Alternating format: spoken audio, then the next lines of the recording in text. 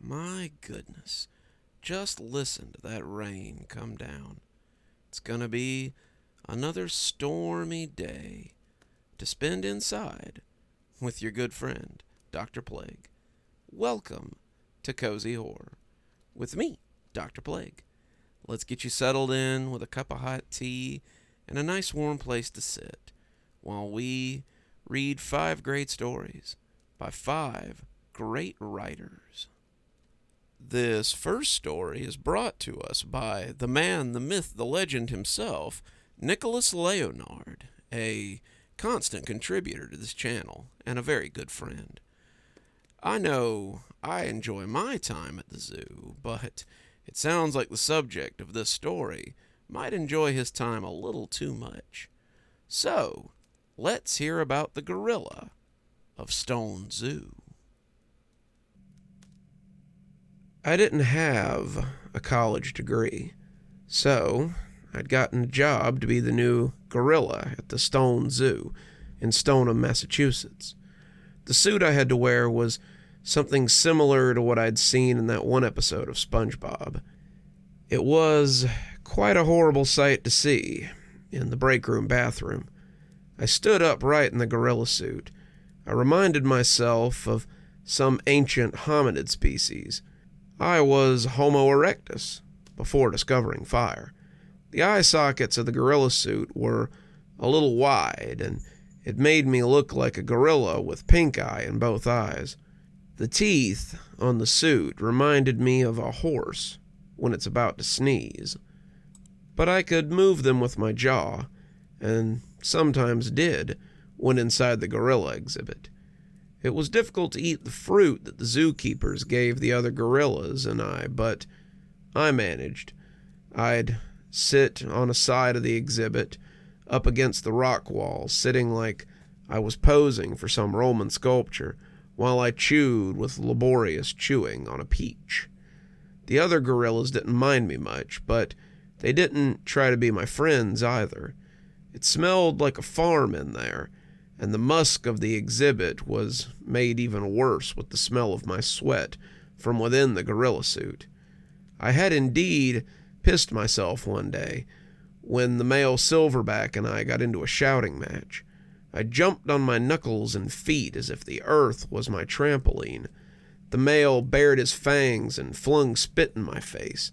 Some got through my eye sockets and into my eyes. He beat his chest, and I thought he was about to rip my limbs off, but thankfully, the zookeeper came in and broke up the quarrel. The worst part of the job was when a school came on a field trip. "What's wrong with that gorilla?" the children would ask and point. I was just minding my own gorilla business, slumping up against my favorite rock wall, while the male silverback and the female silverback checked each other for bugs. "That gorilla is riddled with disease," I heard the zookeeper's muffled answer from behind the glass. "What disease?" the kid asked. Mange, we think," the zookeeper hypothesized. "We took him in because he wouldn't survive in the wild." I just sat there and listened.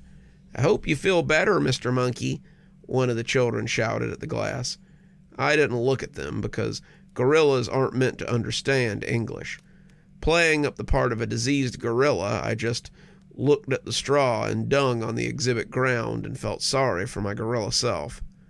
But the human in me made me turn my head and meet the gaze of the little child. He had a bowl cut and the tiniest of polo shirts, tinier than I had ever seen. He was waving at me with his mouth ajar as if he hadn't learned to close it just yet. He was waving at me, and for the closest of moments, I almost waved back. But I remembered that I was in a gorilla suit. His teacher shepherded him and the other children away. Later on in the afternoon, after a lunch of bananas and peaches, a college-aged couple appeared behind the glass. They were a distant species of emo, and I could smell the unmistakable skunky smell of weed that had wafted up from behind the barrier. "Oh my God," the girl chuckled, putting her hand to her mouth. "Look at that gorilla." Her boyfriend said something to her, but I couldn't hear from behind the glass. "What's wrong with him?" she asked. I knew I didn't pass for a normal gorilla, but why did it offend me? Yeah, I was too skinny to be a gorilla. My arms weren't muscular enough, and my face was horrific in terms of gorilla beauty standards. I looked like the Grinch with black fur instead of green. There was another field trip the next morning, and my appearance made some of the children cry. They ran and huddled around their teacher, where their shrieks accumulated. A horrible thing to hear, muffled from behind the glass. It made me miss the little boy that had waved at me, the only one who tried to be my friend. I was getting used to this. I was getting paid for it, and when I ate Big Macs after work, nobody else in the McDonald's knew that I was in a gorilla suit just an hour earlier. It felt miraculous to be speaking English again when I ordered food, and the cashier would smile at me. An hour earlier, I wasn't speaking at all. It was my job to erase everything I knew about the English language out of my mind when I wore the face of a gorilla. Of course, I brought the barnyard stench in with me wherever I went to dinner, but the cashier never paid any mind to it because I was human. She wasn't a gorilla. She was a cashier who would just smile at me. Gorillas have no days off, only when the zoo is closed. I spent my morning standing in front of the break room door mirror, looking at the demented gorilla's reflection. "Am I you?" his eyes begged, with a desperate inflation in them. One weekend churned my spirit, though. The little boy who had waved at me appeared with who I presumed to be his mother, and he smacked a piece of paper against the glass. His face exploded into familiarity when I turned my head the way a disinterested gorilla might. He had drawn a picture of me and the other gorillas, black stick figures with spiky hair, and there was my depiction, standing in the corner. But he had drawn my likeness bigger than the other gorillas, and he was looking at me while holding up the drawing to the glass. Still, I had to keep my disinterested expression.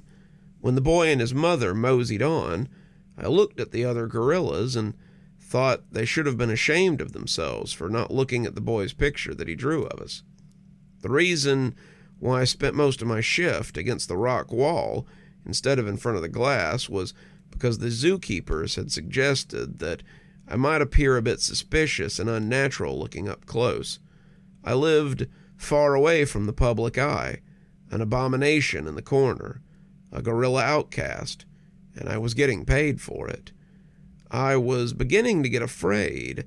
When I came home and showered and looked at my actual reflection, I thought I saw my jaw display the slightest of contortions into the horse-like grimace that my gorilla mask had. I would go to sleep and wake up from a dream of being in the jungle or being in a circus, being an actual gorilla, I mean.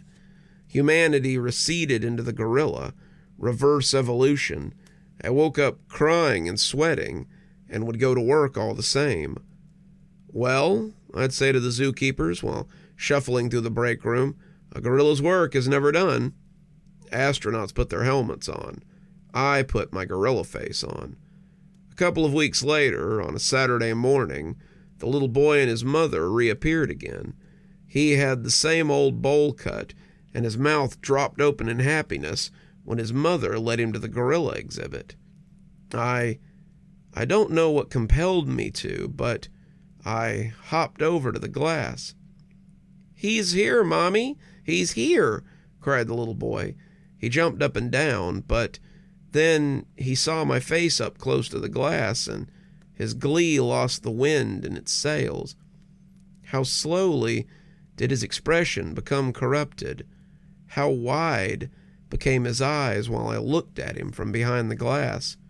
How wide my human eyes were. How wide his human eyes. It was heartbreaking, because I knew he wanted to take backward steps away from the glass, but couldn't because he was frozen in disgust, fear, and something else. Darwin, discovering evolution far too early. I immediately felt sorry, but it was too late.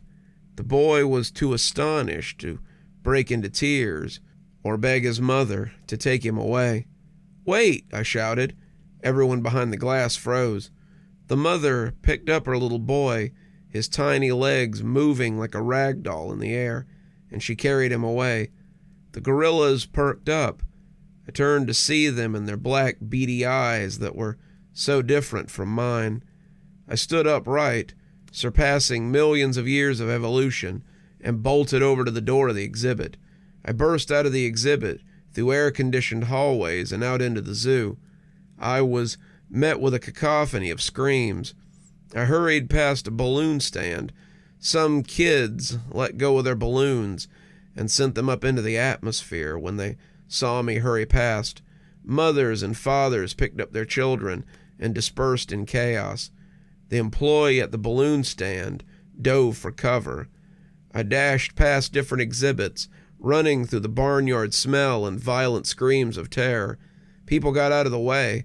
I ignored the frantic shouts of the zookeepers. I ran out of the zoo and into the parking lot, which was beginning to look like the aftermath of a NASCAR wreck. Cars scrambling to get out of the parking lot. The sound of car doors thudding shut attacked the day. Children cried.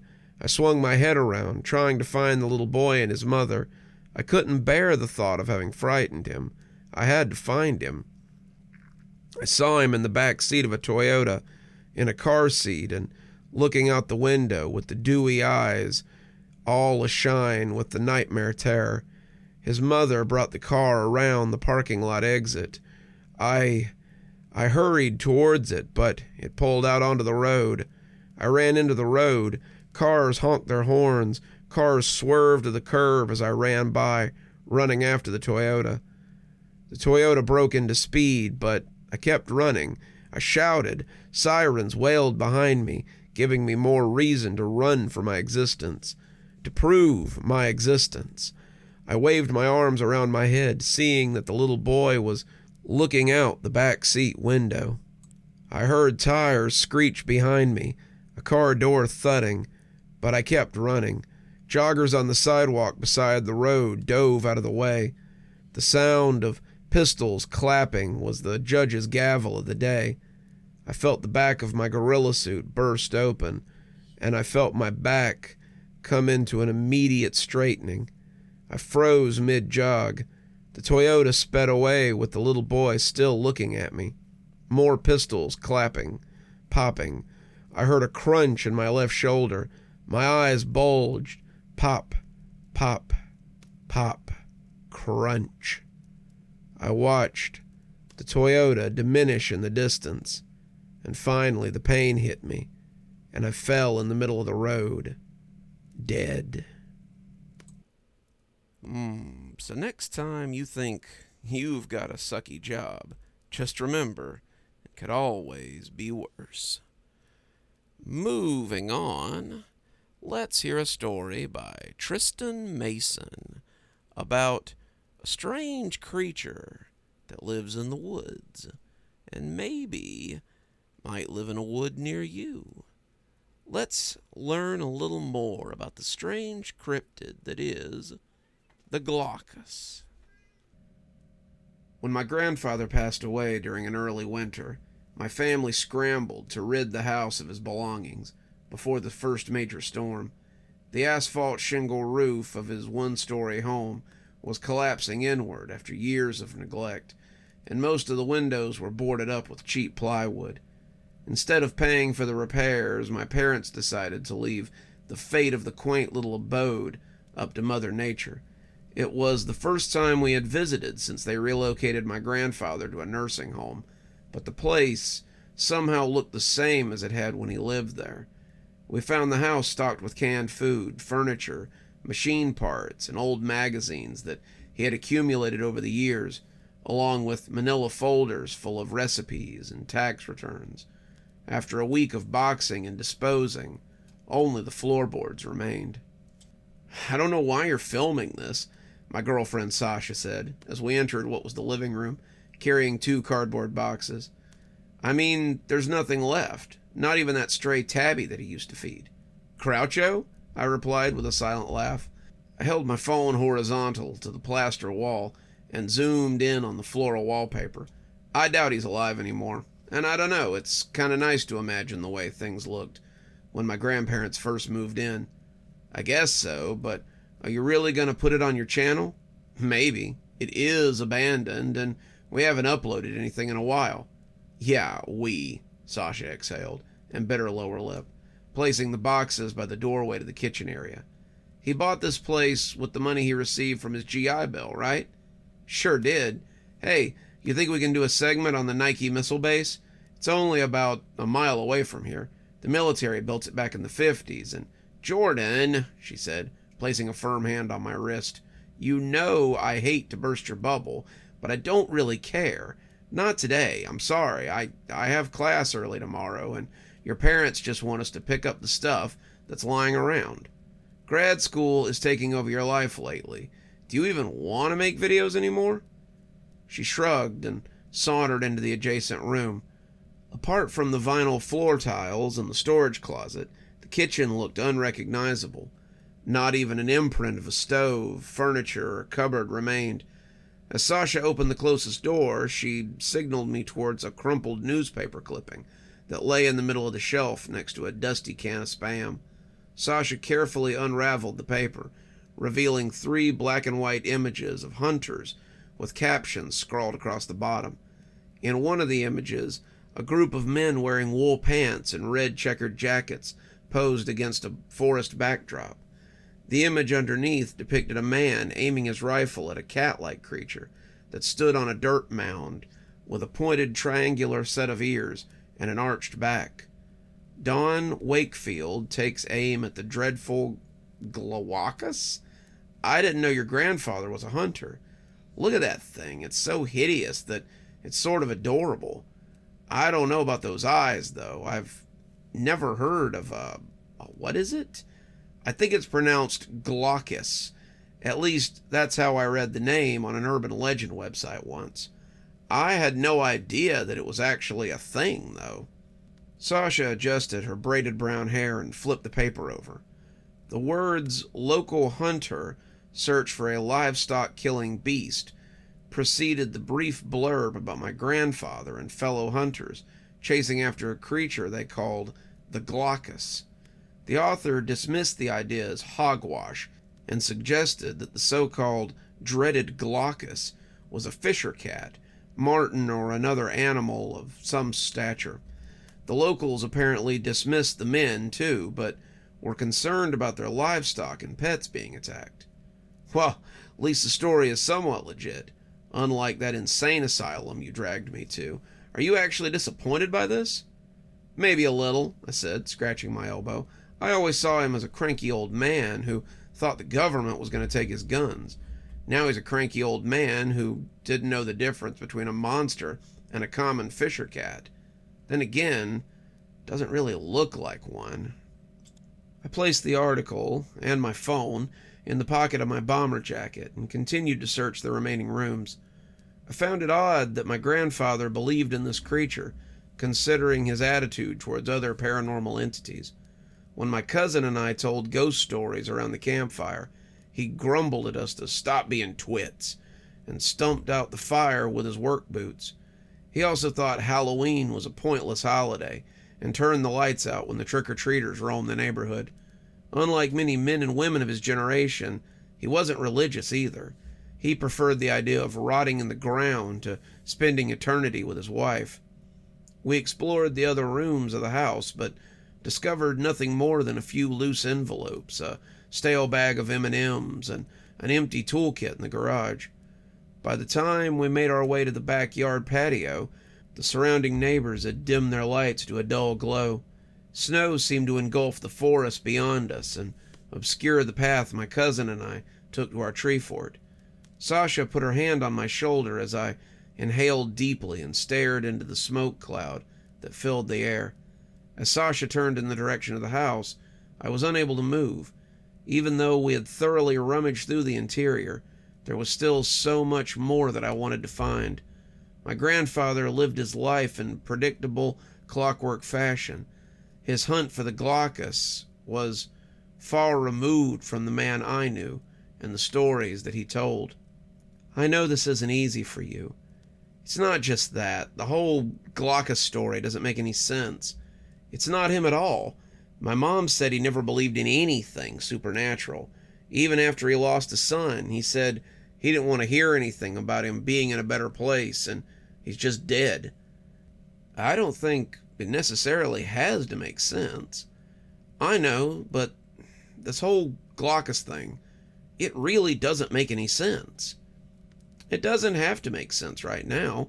When my uncle died, we learned he had a whole family we never knew about, paid money to keep them quiet about it. My grandpa wasn't like that, though, I said, rubbing the back of my neck. Out of the corner of my eye, I saw a gray-striped cat limping underneath a towering evergreen. As it moved through the snow, its left hind leg trembled violently. Hey, I think that's Groucho. Did Groucho have one yellow eye and one blue one? I nodded and bent down to tighten my shoelace. Sasha whispered the word "don't" with a slight raspiness. Groucho's eyes shined in the light of the night, but the lingering shadows prevented me from seeing if he had any noticeable cuts or scars. The temperature was dropping rapidly. Left alone, Groucho would likely freeze or succumb to his injuries. He can't survive out here. If we leave him like this, he's easy prey. We need to take him to an animal hospital. I hadn't a clue where the nearest animal hospital was, but I remembered how to approach and hold him by crouching down low and gently grabbing the underside of his belly. The closer I walked, though, the more his eyes widened and his tail stiffened. When I came within a few feet of the cat, he began to scamper, propelling himself forward with his 3 abled legs. It was still too dark to see his injuries. Knee-deep in the snow, I extended my arm towards the cat. Just as my fingertips grazed his fur, Groucho fixed his claws and began to whimper. I stroked his fur slowly and moved my fingers towards the markings on his hind leg. There were several of them, each about a 1/4 inch deep. Something mauled him, I called out. Can you help me calm him down? He's shaking. Sasha shook as well upon approaching Groucho, her face turning white like the snow beneath him. She stroked his chin as I attempted to blot the wound with the sleeve of my jacket. This only caused the cat to whimper in a higher pitch, taking quick breaths. As I continued to blot, Sasha carefully lifted him from the ground. He squirmed for a few moments before settling into her arms. She carried him around the house and into the driveway, which was illuminated by the headlights of my Chevy. I could see the markings more clearly now, and the thick gray clumps of fur that scattered about the area. There's an animal hospital on Grove Street. It's like 5 minutes away, Sasha said, trying her best to hold the cat against her chest. He squirmed and howled despite her soft strokes around his chin. Can you take him? He's really squirmy, and you probably know how to hold him better than I do. I grabbed, but before I could grab the underside of his belly, Groucho fell loose from her hands and scampered through the snow. He had learned to run with the limp, his 3 good legs carrying him back towards the evergreens. The moment I started chasing him, the cat picked up speed and darted between 2 trees, letting out another howl, which was longer and more painful. Sasha looked at me and motioned for me to run after him. I ran full sprint into the opening of the forest, but found nothing but his paw prints embedded in the snow. I wanted to follow the paw prints, but without a flashlight or suitable battery life on my phone, there was no use. Maybe we could call animal control or something, she said, when she finally caught up to me. I shook my head. I was panting pretty heavily. I don't think they'll do anything. I called animal control to get him before. They said they would come out and take a look, but they never did. He's injured, though. It's not safe out here. Trust me, Sasha. I know, but I also know they won't come. If we want to find Groucho, we have to do it ourselves. Sasha gave me a long, vacant stare, wrapping her arms tightly around her chest. She started to open her mouth to say something and then paused. Sasha was too tired and cold to argue with me about making brash decisions. We had had this discussion many times, whether it was about breaking into an abandoned building or sneaking into a supposedly haunted location. Sasha always argued first, but reluctantly followed. You don't have to come along, you know. Don't even start with that. Let's go. Under her breath, she muttered something along the lines of, I'm not doing this for you. Using the flashlight on our dying phones, we followed the narrow path into the forest, lined with jagged stones and twigs that jabbed at our shoes as we trudged through. Many moons ago, my grandfather told me that the path led to the town square. Over time, it had become overgrown and naturally sealed off from civilians. On occasions, my cousin and I attempted to find out where the path led to. We found only a few farmhouses, but felt oddly disoriented the whole time, not knowing which way to come from to go back. We spent hours in those woods, but not by our choosing. The further we walked, the fainter Groucho's footprints became, before they disappeared entirely. The last set of footprints gave no indication of direction. They simply vanished. Through the tree line, we could see acres of farmland. We figured Groucho might be darting towards the farmland for refuge. Many of my grandfather's neighbors, including the dairy farmers that lived behind him, knew of Groucho since he had stumbled onto their property for sustenance and shelter more than once. They would feed him and let him rest on their front porch or behind their house until he went along his way. Groucho must have been in his teens, as I remembered encountering him sometime in early high school. As we pushed through the evergreens onto the property, Sasha froze and pointed to a figure a few yards in front of us. Oh my God, that's...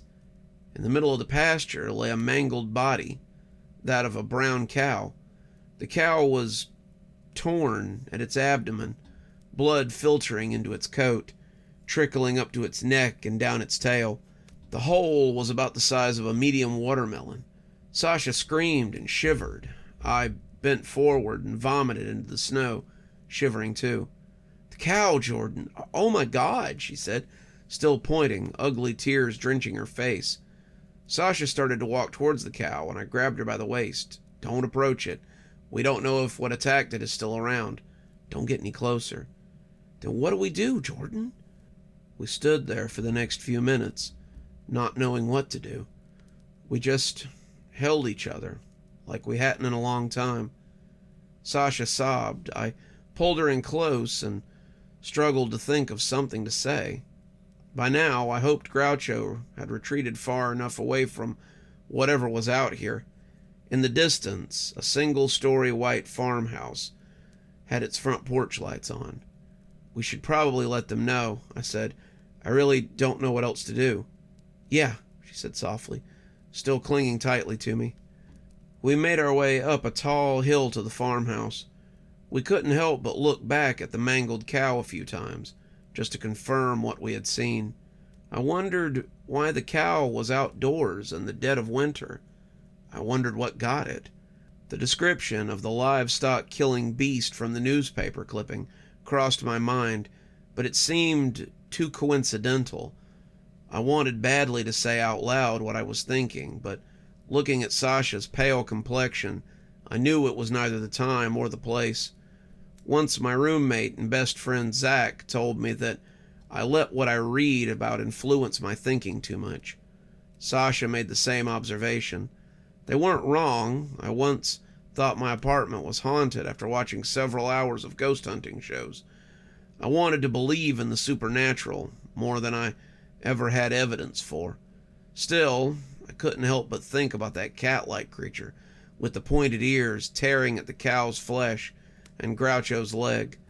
If my grandfather, a lifelong skeptic, went after the creature with an entire squad, there had to be something to it.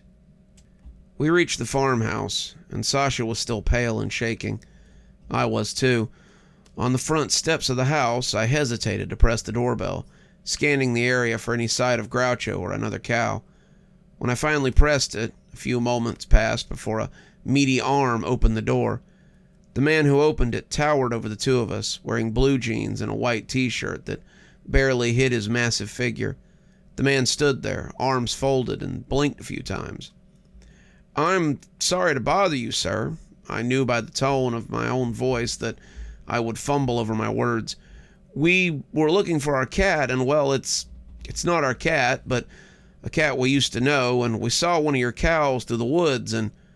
The hell are you doing on my property? He said coldly, still blinking as if trying to wake up. Wait, aren't you Don's grandson? I stared blankly at him and nodded. Sasha clung tightly to my arm. How did you know? My name's Nick. I used to bring eggs and meat to him. He had pictures of you and your mom and used to talk about you all the time. But what the hell are you doing here, and what the hell are you doing out so late? We were following Groucho. The hell is a Groucho? Do you remember that stray cat that used to visit him? Maybe. He used to come around, and my grandpa used to feed him. He came around tonight and was injured. His leg was mauled or something. We tried to help him and ended up chasing him here. The man grunted and took a few steps out onto his porch. Then, staring out into the distance, his eyes widened. I could see the color draining from his large forehead. With his fists clenched and his veins pulsing in his neck, he started down the hill. We looked at each other, trembling a little too, and followed. When he reached the carcass, he bent over and glared for what seemed like an eternity. The longer he stared, the more color drained from his face. We stood a careful distance away from him and the cow. This isn't the first time, he spoke in a gruff voice, almost whispering. My cows were attacked years ago, but not like this. What did it?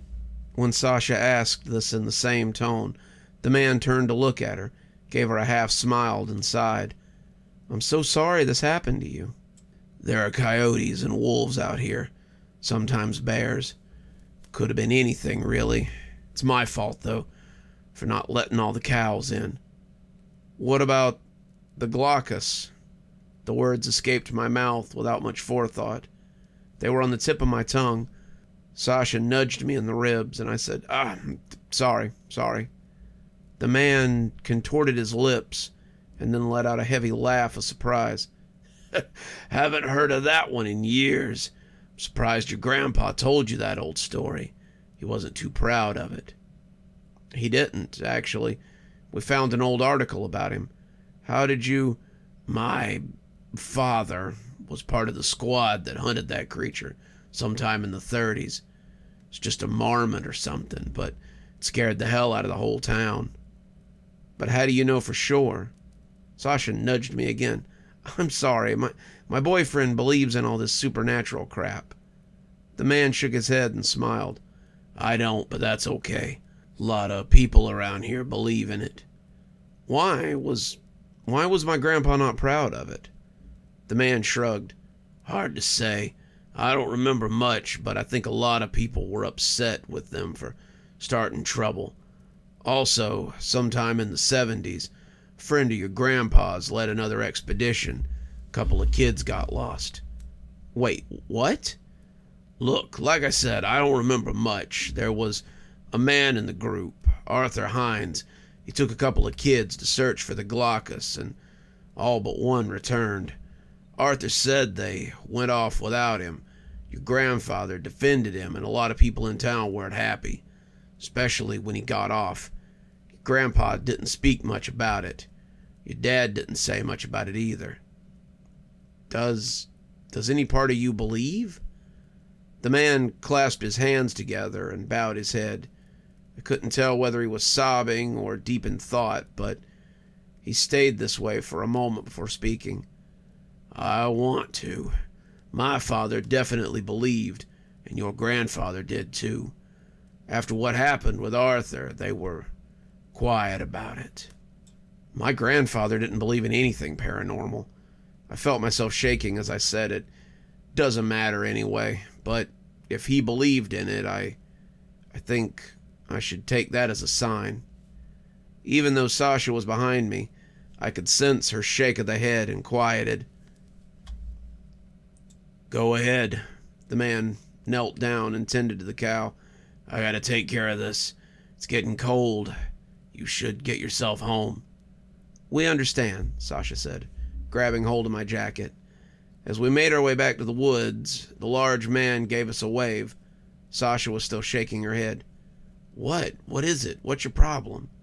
Nothing. You were just kind of selfish. Selfish? How? Really, Jordan? This poor farmer's cow gets attacked, and you make it all about you and your stupid Glawckus. I know you just lost your grandpa, and you're going through a really tough time right now, but can't you see what's in front of you? We should have offered to help him. This is his livelihood. You don't seem to care much, though, do you?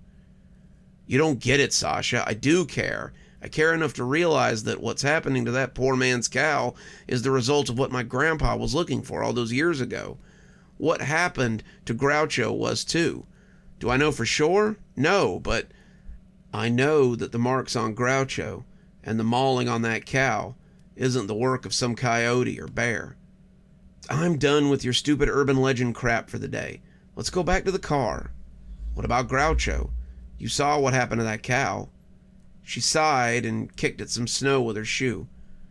Groucho's the only happy thing I have to remember my grandpa by. That can't be true. It is true. If he dies, it feels like I'm losing that last memory of my grandfather. We stood in silence together and struggled to find our words. A miserable breeze passed between us. We shivered and started ahead for the long path ahead of us. Further down, we couldn't see any lingering lights from the nearby houses. The path ahead was consumed by darkness. I stared into Sasha's honey-brown eyes for a long while before she whispered the words, "Okay," and started down the path. I grabbed the back of her shoulder. She stopped and looked up at me and smiled. Then she placed a cold, trembling hand in mine. You know, I don't want to take anything away from you, right? I know. It's just always seems to be like this with you. Every trip we go on, every abandoned place we enter, every moment we interact, it's on a ghost trip or an orb on your phone. You're so invested, and I wish I could be. I wish I could be as emotionally invested as you are. This is different. If you say so. I shrugged, and we continued down the path. I called out Groucho's name a few times, but I only heard the echo of my own voice carry off into the night. Sasha and I came to a point where a large metal fence blocked off the end of the path. The metal sign read "Private Property." On the other side, I saw the cat in a small bank of snow. Groucho was pawing at the fence with his good paw, and his mangled one was buried a few inches in. Jordan, he looks really bad. Can you get him? I'm gonna try. I don't want to startle him. I knelt down in the snow. He stared at me with his mismatched eyes. He was purring loudly. I didn't know if he was purring because he was happy to see me, hurt, or a little bit of both. I poked a finger through the small hole in the fence and touched the pink beans on his paw. He didn't move. He rubbed his cheek against the fence. I'm not gonna let anything happen to you. Okay, boy? It was a promise I didn't know if I'd be able to keep, but at that moment I didn't care. Sasha, come to where I am and pet him. I'm going to try to climb the fence. She nodded. She knelt down to where I had poked 2 fingers through the fence. With my eyes on the small cat, I stuck my fingers through the rings on the fence and began to climb. Though it stood only 4 feet from the ground, I made sure to climb slowly as Groucho started to rub his cheek against Sasha's fingers, tilting his head and closing his eyes. As I launched myself over the fence, I heard something howl in the distance, only it was more like a screech than a howl. Groucho's eyes widened, tail puffy and enlarged, and he darted to the right of the fence and into the woods. You have to climb the fence, Sasha. We have to find him. Jordan, that sounds like a coyote. We could get hurt. I was convinced it wasn't, but I knew arguing with Sasha would be pointless, so I gestured for her to climb over. From the pocket of my jeans, I pulled out a black switchblade. I turned the knob on the handle, revealing the blade. Sasha groaned and shook her head. Oh, God, why do you have a switchblade on you? You've been dating me for how many years? I've had it since I was in Eagle Scouts. Too many, apparently, she mumbled. Do you think you're going to have to defend yourself against the coyote with a switchblade? Groucho's clearly fast and good at hiding. We can go tomorrow. He might be dead tomorrow, and that's not a... Forget it. Just climb over the fence. Reluctantly, Sasha climbed the fence. As she jumped, she tore part of the jacket on the jagged fence rings. I managed to grab a hold of her waist, but her weight, combined with the force of the fall, sent us both into the snowbank. The snow engulfed us, and before I could ask Sasha if she was okay, we heard the awful screeching reverberate through the forest. "It's a coyote, Jordan," she said, standing up and brushing snow off her. "Haven't you heard a coyote before?" "Yeah, but this is worse. A lot worse." We heard the screech again, a screech so awful it sliced my eardrums and churned my stomach. The screech, wherever it had come from and whatever it had come from, sounded like the screams of someone being tortured over and over again. This screech put the cries of a coyote to shame. What followed the screech was a combination of howls and hisses. "It's Groucho."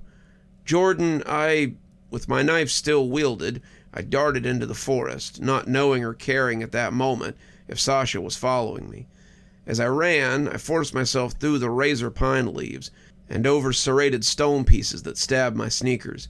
When my body hit a branch, I felt myself fall into the darkness and tumbled down a long hill. I tried to tuck my body, but the stones and fallen branches penetrated every inch of me on the way down. Halfway through my fall, I heard what sounded like Sasha screaming, or maybe it was the creature screaming.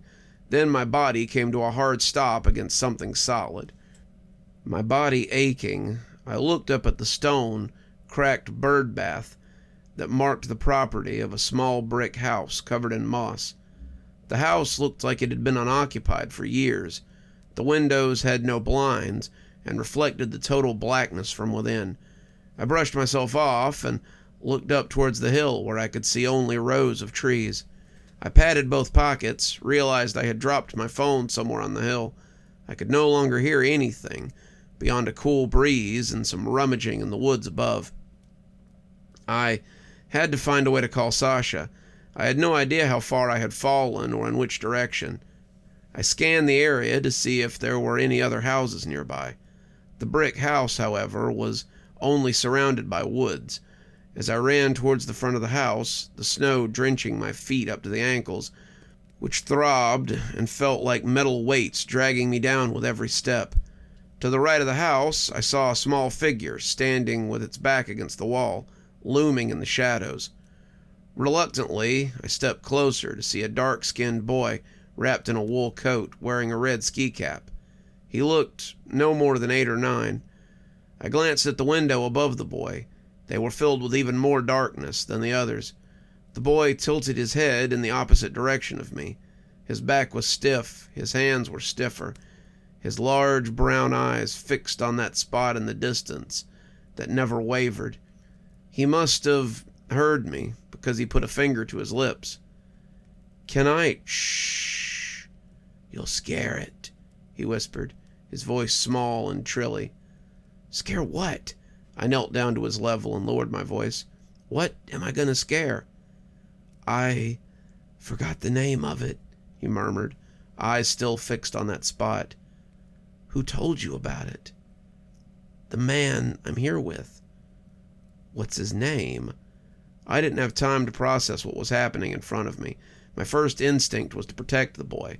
I didn't know what I was protecting the boy from or from whom, but something told me he wasn't supposed to be here, and he wasn't safe. "Shh. What's your name?" "I forgot that too." Are you okay?" The boy looked down. I put an arm on his tiny shoulder. After a long time, he shook his head. Forgetting that I didn't have my phone on me, I tapped my pocket and swore under my breath. The boy smirked. "What's your name? Did he take you here?" Silence. I gripped the switchblade inside my pocket and looked over my shoulder at whatever he expected to come towards us. I couldn't leave him alone, but I didn't know what I could say to make him move. So I stared at the boy and continued making conversation. Did he tell you about the Glawckus? Yeah, he said softly. The boy was breathing very heavily now. I was too. With 2 hands on his shoulder, I guided this boy toward me. He didn't resist. He didn't look at me, though, his eyes fixed on the snow.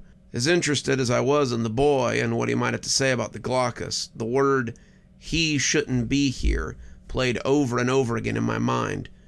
The reality of the 8-year-old boy alone in the dead of the night and an old kidnapper made me absolutely nauseous and spiked my adrenaline. I was not going to leave his side. I know you don't know me, but you're not safe here. My name's Jordan. My girlfriend and I are looking for a cat. I got lost and I found you. We can bring you... He shushed me again and crouched low to the ground as the window to the house slammed open. I crouched down beside him and held him tightly. Clutching the blade in my pocket, I whispered for the boy to stay low as I rose to my feet. When I sprang up, the window slammed shut again. He knows you're here. He said I got to look for it alone or it will get me. Listen to me. We're going to run as fast as we can towards those woods. That's where it comes from. He told me not to move. I swore again under my breath. This time he did not smirk. He did not move. At that moment, the house lights flickered on. We are going to run, okay? He nodded and bit his lip. I grabbed his tiny hand, which was frigid. At that moment, I thought about running to the road, but wasn't certain where the road would lead to. I also wasn't certain that I could handle running full speed with an 8-year-old in the snow up the hill. When we started running, he tripped into the snow. Where do you think you're going with my friend? Said a voice that carried from the house. The voice belonged to an elderly man, but seemed otherworldly the way it croaked and echoed. Peter, don't go with that man. It's not safe in the woods. Mortified, I leaned my head to see an elderly man standing on the brick patio in front of the house. He was too far away to discern any facial features other than round and bald, but close enough to see the frail outlines of his skeletal figure draped in an oversized plaid shirt and black dockers. His body was so tiny that the wind would blow it away in a moment. Yet he stood there menacingly, his sagging lips curling into a smile. My name's not Peter, the boy suddenly screamed, bouncing up from the snow. He grabbed tight onto my arm and squinted. I pulled out the switchblade from my pocket and flipped the blade outward. There's no need to do that, the voice cried. Then his cries morphed into a menacing whisper that carried just as clearly. Now, let my friend Peter go. My name's not Peter, he shouted again. It's Jonah, and you know it. This is what's gonna happen. I felt my words and entire body tremble as I spoke. Jonah is coming with me, and there's not a damn thing you can do about it. My words didn't faze the old man. He stood in the same stance, sagging lips and a mutated smile. Don't go into the woods, Peter. My name is Jonah, he shouted again. We're going to run now, I said quietly. When my eyes met his, I could tell by the way that they widened that he knew the graveness of the situation. I'll be right behind you. As Jonah ran towards the opening in the woods, I stared back towards the house, my knife still drawn. The man was gone now, the house completely dark. I hesitated for a moment before I caught up with Jonah, who was standing at the foot of the hill, staring at the endless snow above us. Placing my switchblade back in my pocket, I knelt down towards him, asking if he wanted help getting up the hill. He nodded, then he climbed on my shoulders without hesitation, and I began to climb, holding tightly to his sneakers. The weight of the boy and the incline of the hill tired me quickly, but I pushed on, and with every passing sound, I held on tighter. When we were far enough up the hill and away from the house, I started to ask the boy some questions about how he was and how he was feeling, and most importantly, if he was going to be okay. He either said nothing at all or spoke with a brief yes or no to my questions. When I could see the top of the hill, I asked Jonah how he got there. I don't know. I was sleeping. Then I was in the house. I swallowed deeply and struggled to find my words. When did you get there? Today, I think. Did he bring you there? I don't know. It was really dark, and he was really old and scary. Can you think of anything about his name? I asked. He said to call him Mr. Eyes, I think, or Mr. Hayes or something. Wait, did he hurt you, Jonah? No, he was weird. He wanted me to look for the Glawckus thingy. The Glawckus? Why? I asked. I don't know. He said it was really cool and all the kids were looking for it. Other kids? Yeah, other kids. He said there were other kids and they were looking for the Glawckus thingy. Then he started calling me Peter, but my name's not Peter. It's Jonah. Did you see the other kids? No, he said they got lost looking for the Glawckus thingy and that I could find them. I was scared of it, though. I didn't want to look for it, but I didn't say anything. Although the hill was no longer in sight, the old man's voice carried from the bottom of it. Peter, come back, Peter.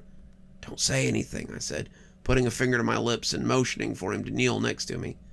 Peter, where are you, Peter? He asked again. I could tell Jonah was suppressing his instincts to shout, my name's not Peter again, at the old man. He clenched his small fists by his side. A cold breeze blew over us. Underneath my legs, I felt something solid poking me beneath the leaves. It was my smartphone. The screen was cracked, its battery drained to 2%. 10 missed calls flashed across the screen from Sara. When I was sure the voice was out of range, I called her. Jordan, where? Sasha, I said, lowering my voice immediately. I need you to call the police, and I have a little boy with me. His name's Jonah. Send them to my... Before I could finish my sentence, the phone screen drained to black. I reached my arm out to where Jonah would be, but he was gone. I sprang up and immediately screamed his name, turning around in a dizzying circle, not thinking of the old man or whether he would hear me or not. Jonah! Jonah! I screamed once more, breathing heavily. Oh my God. Jonah, can you hear me? Only the deafening silence of the wind answered my call. In the panicked moments, a memory came to me of the time I got lost in the woods behind Granddad's house when I was about Jonah's age. I remembered my granddad telling me to look for any light in the distance that looked like a house light. I wondered if Jonah had been told the same thing. With nothing left to lose, I started running towards a faint light that glimmered in the distance. I forced my aching body far enough up the hill until I actually saw the boy chasing a small, shadowy figure with a swooping tail. Jonah, what are you doing? Stay right where you are. It's the Glawckus thingy. It's the Glawckus thingy. I felt my heart sink in my chest as the boy swooped down to grab the dark figure that stood no more than a couple of feet tall, with pointed ears and an arched back. Jonah, don't touch that! Jonah! As I sprinted the rest of the way towards him, I saw the boy lean down by Groucho, who was now even more scratched up than before, missing several patches of fur. He purred as the boy knelt down to pet him. Oh, Jonah, that's a cat. He's very nice. His name's Groucho. Are you sure? He's kind of ugly. He's hurt. Never mind. This path. We're on the path that will lead us back. I picked up the wounded Groucho and held him over my shoulder with my left hand, and held Jonah with my other in his tiny grip. The three of us walked cautiously down the path until we saw Sasha looming in the distance. As soon as Sasha saw the three of us, she ran for us. Standing behind her was the farmer with his rifle in hand. Sasha threw her arms around me and Groucho, while Nick knelt down to check on Jonah. Sasha told me that police were on their way and that they thought they knew the name of the missing boy. Jonah was shaking, so was Groucho. John took off his jacket and put it on the boy, then threw a scarf at her to tend to Groucho's wounds. The cat was purring on my shoulder, but still visibly shaken. Is your name Jonah Williams? Nick asked the boy softly. The boy nodded and turned to us. There was an Amber Alert out for him about a month ago. I don't know how he got all the way to Windsor. Jonah, do you know who took you? The boy shook his head. His name's Mr. Eyes. Nick's face drained to ghostly white. Do you mean Mr. Hines? The boy nodded. I thought he was... Oh, God, Sasha whispered. He called me Peter, but my name's not Peter. It's Jonah. Is there anyone in your family named Peter? Nick asked. The boy shook his head. How about Pete? Nick asked after a moment. I think I have a grandpa, Pete. The three of us exchanged the same wide-eyed look. Does your grandpa have a last name? Jonah nodded. Pete was the only one who made it back from Arthur Hines's trip. He looked just like his grandson. He never said anything about what happened. The police couldn't get anything out of him, so Arthur got off. Nick couldn't say anything else before a swarm of police officers stormed our way with flickering lights. There were well over a dozen of them, and a few armed SWAT team members as well. A red-headed female officer escorted Jonah down the path. A male officer asked the three of us to come with him. In no time, the path behind my grandfather's house was full of police activity, and German shepherds barking in the distance. As we came within eyesight of the house, we saw squad cars lining the streets as well, and there were several news crew trucks, too. Time moved in images too rapid for me to process, and by the look on Sasha and Nick's face, it seemed the same for them as well. The three of us waited for the officer by my grandfather's house, but he hurried back into the woods at the call of his name. In the driveway, the female officer let go of Jonah as he rushed into the arms of a man with long dreadlocks and a woman in a puffy brown coat. The family hugged and cried as the wintry mix fell over us. I stroked Groucho gently while Sasha wrapped an arm around my waist. We watched the police futile attempt to keep the news crews at bay by drawing caution tape over the end of the driveway. We stood in silence while the crews pushed their way towards the family, shouts and barks echoing increasingly in the distance. So Pete never said anything, I asked after a long time. Not a thing, Nick said. Who knows what that old creep did to him? Who knows what he saw? For the rest of the night, one moment blurred into another, from the hours' worth of questioning back at the station to the hours of waiting at the animal hospital for Groucho to get stitched up. For most of those moments, we were silent. For the moments when we weren't, we listened to Nick's story of my grandfather and what little he knew about Arthur Hines. Arthur was the one who led my grandfather on the expedition all those years ago to find the dreaded Glawckus. Arthur was the one to convince him what they saw was really it. He was my grandfather's right-hand man, and my grandfather trusted him to a fault. What happened to the children was a shame too great for my grandfather to carry, a shame he never spoke of again. After our 15 minutes of local news fame, we barely spoke about it either. The officer never found Arthur Hines that night, or the house he lived in, despite the pleas from us and the Williams family to keep looking in the area. After a couple more months, they stopped looking altogether. The news coverage of the investigation died with the case file. We ended up giving Groucho to the family once he was fully healed. It provided them with a brief happiness, but eventually that happiness turned to bitterness when the public and the authorities forgot about the case altogether.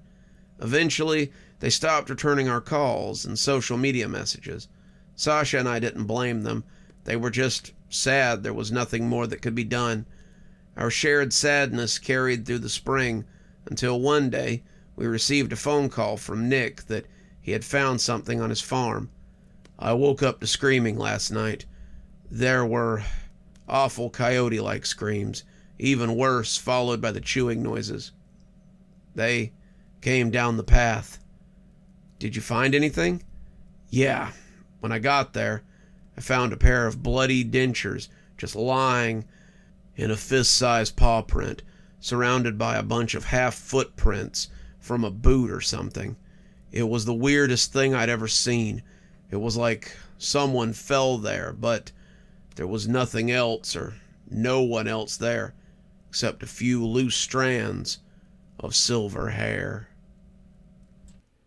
It appears that while you were away, hearing about the strange and terrible Glawckus, I was being taken hostage by a little cryptid of my own, who is currently now purring on my lap, like he wants to hear some great stories too. So, I hope you don't mind sharing your story time today, because I think he's here for the long run. This next story comes to us from another constant contributor, fellow Realside Matt, and it's a story about a strange and terrible thing, something that often eats us without us knowing. So let's hear a little about the filth that rots away your body and your heart. Filth. Do you know how filthy something can actually be? Most people can bear a little untidiness.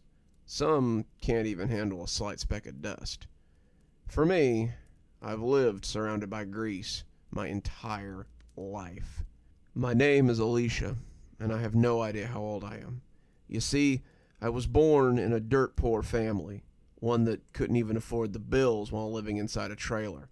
But it was never because of a lack of job, or some other form of injustice. My parents were just addicted to spending. The moment money came into their pockets, they had the urge to spend it away for some stupid bullcrap. Not that I'm much better. I barely ever touch money, but every time I do, I get rid of it within the hour. Much more efficient than a serial killer at disposing of bodies. That's what I am, I think. So you know, if they didn't bother taking care of themselves just for the thrill of playing, why would they care for their daughter? I was made aware early on that I was an accident. A rip was the reason I was born, and I got beaten any time they felt like fixing their errors, ripping my skin and my sanity apart. Most of the time I was locked in my room, alone, yet surrounded by all the useless junk they bought. I wasn't showered, almost completely unfed, unchecked as well. I destroyed more stuff than most of you before I could even count. Each time, this earned me a beating because of an excuse like, "This could have been useful." No, it couldn't have been. I was attached to it. Of course you were. That's why you put it in here. But I didn't care, because this would give me some kind of attention. Sometimes, they'd take me to the hospital if the beatings got too much. But I think my parents were kind of important people. That's why the nurse never bothered to ask questions or send me away. Maybe an orphanage was full of other failures. These are the only explanations I have. Most of my baby teeth rotted away, replaced by imperfection that would sometimes hurt. I also decided to cut my hair myself using whatever tools I found inside my room. It was getting hard to feel that weight full of parasites and grease over my head. Then, it lied there for several months until one of them decided to clean it up after the smell got worse. Regardless, my clothes consisted of my father's too big or too malformed body, a cap, too wide for my small head, some shoes that he bought out of compulsion. They hid the misery better than the dresses that my mother gave me. I was looking more like a boy than a girl at that point, but since I wasn't allowed out, who really cared? Over time, though, the health issues started to pile up, especially around my arms. Some wounds got infected, and I had the urge to scratch it away, as the itch was getting unbearable. It wasn't the only area touched, though. Pretty sure I'm sterile now. However, it was the most visible, as I was forced to wear bandages that were in need of change regularly. This seemed to be the final straw for my parents. Maybe, again, I'm not quite sure what went down. Simply put, one night during a troubled sleep, I heard rummaging around in the house. This intrigued me, so I woke up and crawled towards the door. Sadly, I didn't have the strength to back off the moment I heard unknown voices. The two men who burst in seemed gigantic compared to my frail stature, entering the room, and they started grabbing hold of me. A catatonic state, some absolute fear, or maybe a drug. However it happened, I only know I fell unconscious and woke up some hours later after getting yelled at. I felt like my head was about to burst open, yet no tears or sadness came from me. I think this was genuine happiness. I didn't even care about their explanation. Whatever the institute was like, it was sure in my mind to be better than being stuck in a room all day. I could finally go outside. Yeah, so much for disappointment. The only cool thing was that it was a castle, repurposed as an institute. But the more time I spent there, the more pure air made me suffocate under my own anxiety from the closed off and stinky room that I had lived in. I think I hated people. That was probably it. Basically, my parents really had enough of me, yet didn't want to admit to their own faults as people.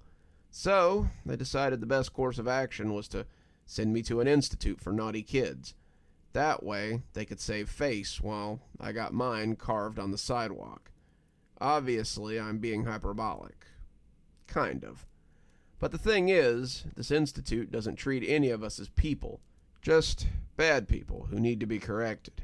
Whether there's an addiction, physical or psychological problems, we get yelled at for it. We're constantly under extreme stress, so I can't imagine how badly it affected the older kids. Obviously, when I arrived, I was immediately made the scapegoat for the others' frustration. Why? Simple. After being forced to wake up from whatever comatose state I was in, my mind was still numb. I was dragged to the office of whoever directs this mess. However, he cut his welcome speech the moment I entered the room, due to the horrid stench that wafted around me. To be fair, I got so used to it, I can't even tell you if I genuinely smell awful or not anymore. His eyes narrowed in disgust and scorn. I don't remember what he yelled about, maybe something about how undisciplined I was. This led to the two men who dragged me in forcibly making me bow by pushing my head down. It hurt. Then my parents complained about me as well, saying how much of a brat I was, referring to that one time I stole money as a good example of my character. Then, all 5 of them yelled at me to answer something, over and over, for God knows how long. Their voices continued to ring in my ears for hours after. Eventually, over my lack of reaction, they decided to take me and forcibly make me shower by trying to strip me down. That's when I struggled. I hate my body, even to this day. There's scars, evidence of lack of nourishment, the filth that corrupts and itches. I don't want strangers or even my parents to see this shameful display, so I punched and kicked and scraped and bit. One of the guys got hit in the eye. It's still visible to this day, so he hit me in the guts, and I don't feel so bad about it. They interpreted my resistance as a hatred of water or something. They got it wrong, but it's not like I expected them to understand, especially if my parents were filling them in on my well-being. Still, I lost the fight and got stripped down. It was horrible to feel myself naked without clothing or bandages to hide my body. What made it worse was their reaction. Disgust, yelling, more insults. I didn't quite get everything because my brain was shutting down. I felt like I was leaving my body behind. It felt nice for a moment before a slap brought me back to reality. I think I was bleeding at that point, or maybe my eyes were just tired from crying. It hurt like hell, but I don't like sleeping. In the end, they dragged me into the dorm with the others, explaining I'd have to rethink my behavior before being allowed to use the shower again. Actually, I think it was because they thought the filth was contagious. That's the first image the others had of me. A new kid with clothes sloppy put back together, too big for, disgusting. I don't think I ever felt shame like that again in my life. At least in the dark little room, nobody had to bear seeing me, and I didn't have to care about their judgment. Now, I had to deal with it. I wanted to shout something. The urge to break stuff came back in full force, especially when I saw that really tall kid, whose name I'd come to know as Conrad Levis, shield a younger girl's eyes, ombre de Flandre, from my vision. I wanted to break his hands. Over the next few months, I never got that bath. What I got, instead, was the right to be the target of every bully here. Everything in this place is violence. Shouting is the prescribed way of talking. If you're soft-spoken, become friends with someone strong. I wasn't really seen as a human here. The nicer kids had looks of pity on their face. The worst ones of hatred, either at my weakness or what I represented to them. Every human is kind of the same.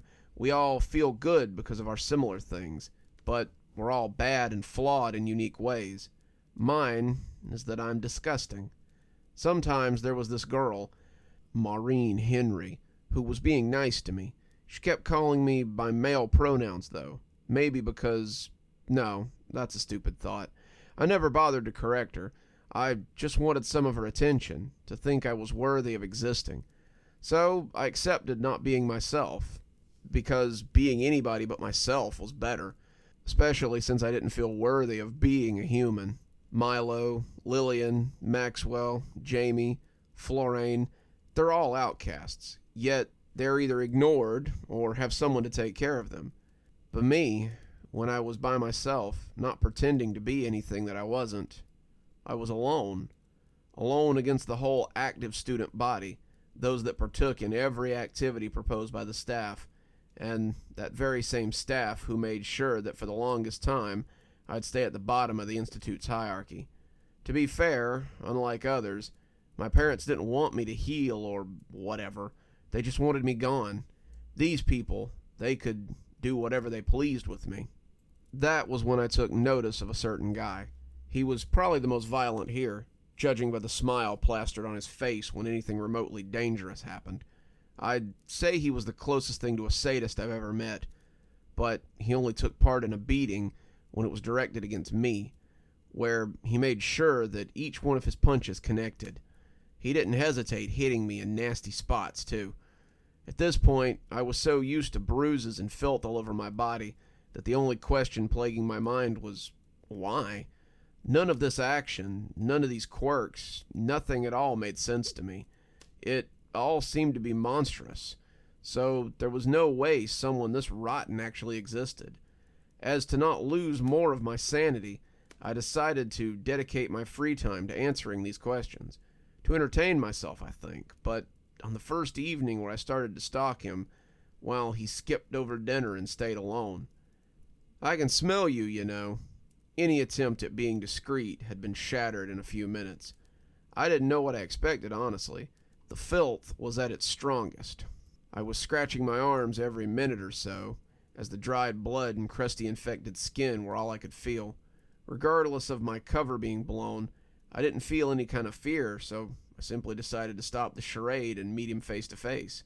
That was the first time I'd gotten a good look at him. He was unremarkable at first glance. I wasn't very tall, naturally due to my malnutrition, yet his height was only slightly greater than mine. His hair was dark and healthy, but it was shaggy. His skin was neither clean nor atrocious, a comfortable norm. Also, despite the fact that I knew he could throw a punch, he looked pretty scrawny. It was as if he was made to look as bland and inoffensive as possible. Now that I think about it, I've never really noticed him apart from those bursts of frightening euphoria. He was always blending in with the more violent kids who'd steal the spotlight, or off by himself on his phone. A phone? How stupid of me. It never really dawned on me that him having access to his phone at all times was a red flag. He was the only kid allowed with one outside of downtime. Well, as you'll see, it's more like staff just couldn't do anything about it. Going back to his encounter, his clothes did intrigue me because they looked fancy. A bit too fancy, actually. A white Kodak shirt with jean jacket over it. His pants were some kind of slim design, probably Levi's, and he had beige Timberland boots. There was also some sort of very loose blue and black neck warmer on him. Hand-knitted, I'd say. One that he'd hide his face in when he was stressed. A tick I noticed once when he generally got caught off guard by something out of ear range.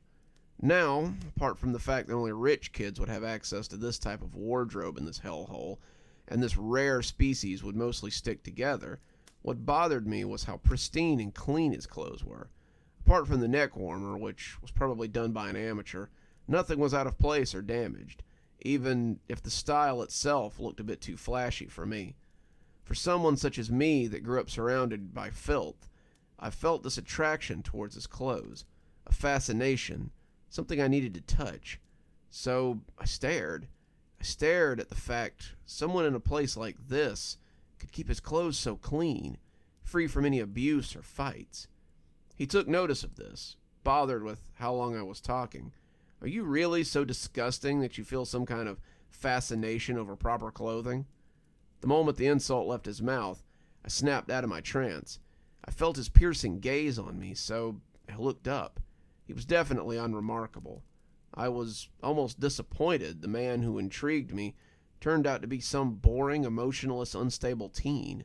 One that had been thrown away by his family, like all of us down here.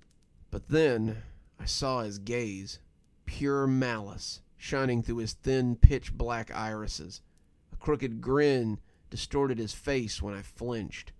I knew, as my guts were twisting, this guy was trouble. But I stayed because at this point, any feeling was better than numbness. I was disgusted by all my being. I cursed the universe for the crappy hand it had dealt me. Sometimes I dreamed of smashing things that weren't inanimate. Anger or nothing. Those were the two states I was always in. The childish enjoyment I felt in the room, smashing useless pieces of garbage or trying to read whatever text I'd found on the boxes. That was long gone. So, being afraid, excited, aroused, I don't even know. It just felt enticing. Finally, I was alive. I had the confirmation. Just by putting my meager life at risk. How mesmerizing. He spoke again. "What's the matter? Can't you talk? Afraid I'll hit you again?" He got closer, but I didn't back off. No point turning away now. "No," I coughed. My voice was hoarse after failing to use it for so many years. "I want to stay." These words were weak and didn't carry any weight to outsiders. But to me, a proper sentence coming out of my mouth was truly special. I saw the emptiness pass from his eyes for a brief moment. I was starting to get to him, I thought. His eyes would lighten up at the slightest controversy, the slightest fight, and he adored chaos, because this would distract him from his emptiness.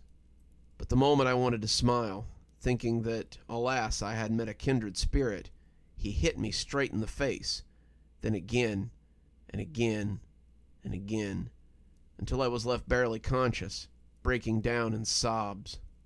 He stopped himself from punching me when I started to cry, and I heard him mutter, "That's better," before he giggled. Then he lent me a hand, the creepily calm smile he always had on his face most of the time back, one that was so unnatural, his eyes were forcefully closed as to not betray his true intentions. I took his hand, I had nothing else to do, and slowly got back up. The pain was just in my head. His voice was full of joy now. "Sorry about that. I was feeling really down. I needed it." Was seeing me suffer his way of uplifting his mood? But why only me? Why help me just after? Those are legitimate questions I should have asked myself on the spot. But at the moment, I remember only thinking that he needed me. So I only felt some kind of pride and smiled again. He kept his eyes closed before going ahead of me, so I had no idea what was going on in his mind when he took my bandaged hand without a second thought to pull me up the moment before. I didn't care about anything else. I was in heaven, a wrong, twisted, creepy sort of heaven, but at this point, I didn't care if this person was Lucifer, Satan, Gabriel, or Uriel. I just knew he was clean. A twisted paradise was better than a filthy reality. He then looked back, his face still contorted in its unnatural expression. "You stink. You should get a shower." My only thought was that he cared about me. I had even more trouble speaking, due to how hard he had beat me. "Can't," was all that came out. He looked incredulous. Why? No aggression or mockery, just an itch that needed to be scratched. I wanted to tell him everything, but I was too battered up. Some blood came out of my mouth. "Grounded," I stuttered. He laughed. A bit too hard, a bit too forced. "Really? You got grounded so badly you can't even use the shower? On your first month?"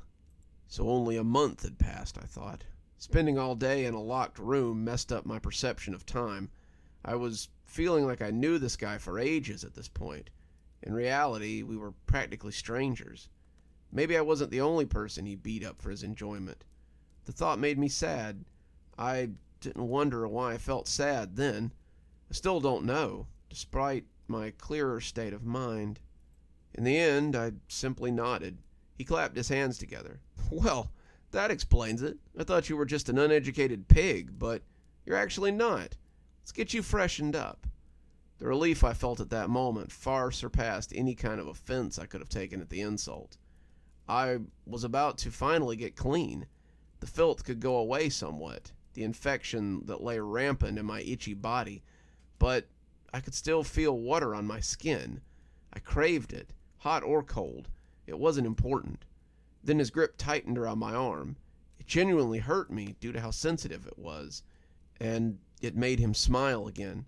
I suppose you do know, though, how things work around here. I was out of breath already. Just the 2 words from earlier deeply affected my throat. A squeaky, pathetic sound was the only thing I could muster. It amused him. "Answer me," he commanded. I could only let out a yes, almost audibly. Still, it sounded like music to his ears. "Good.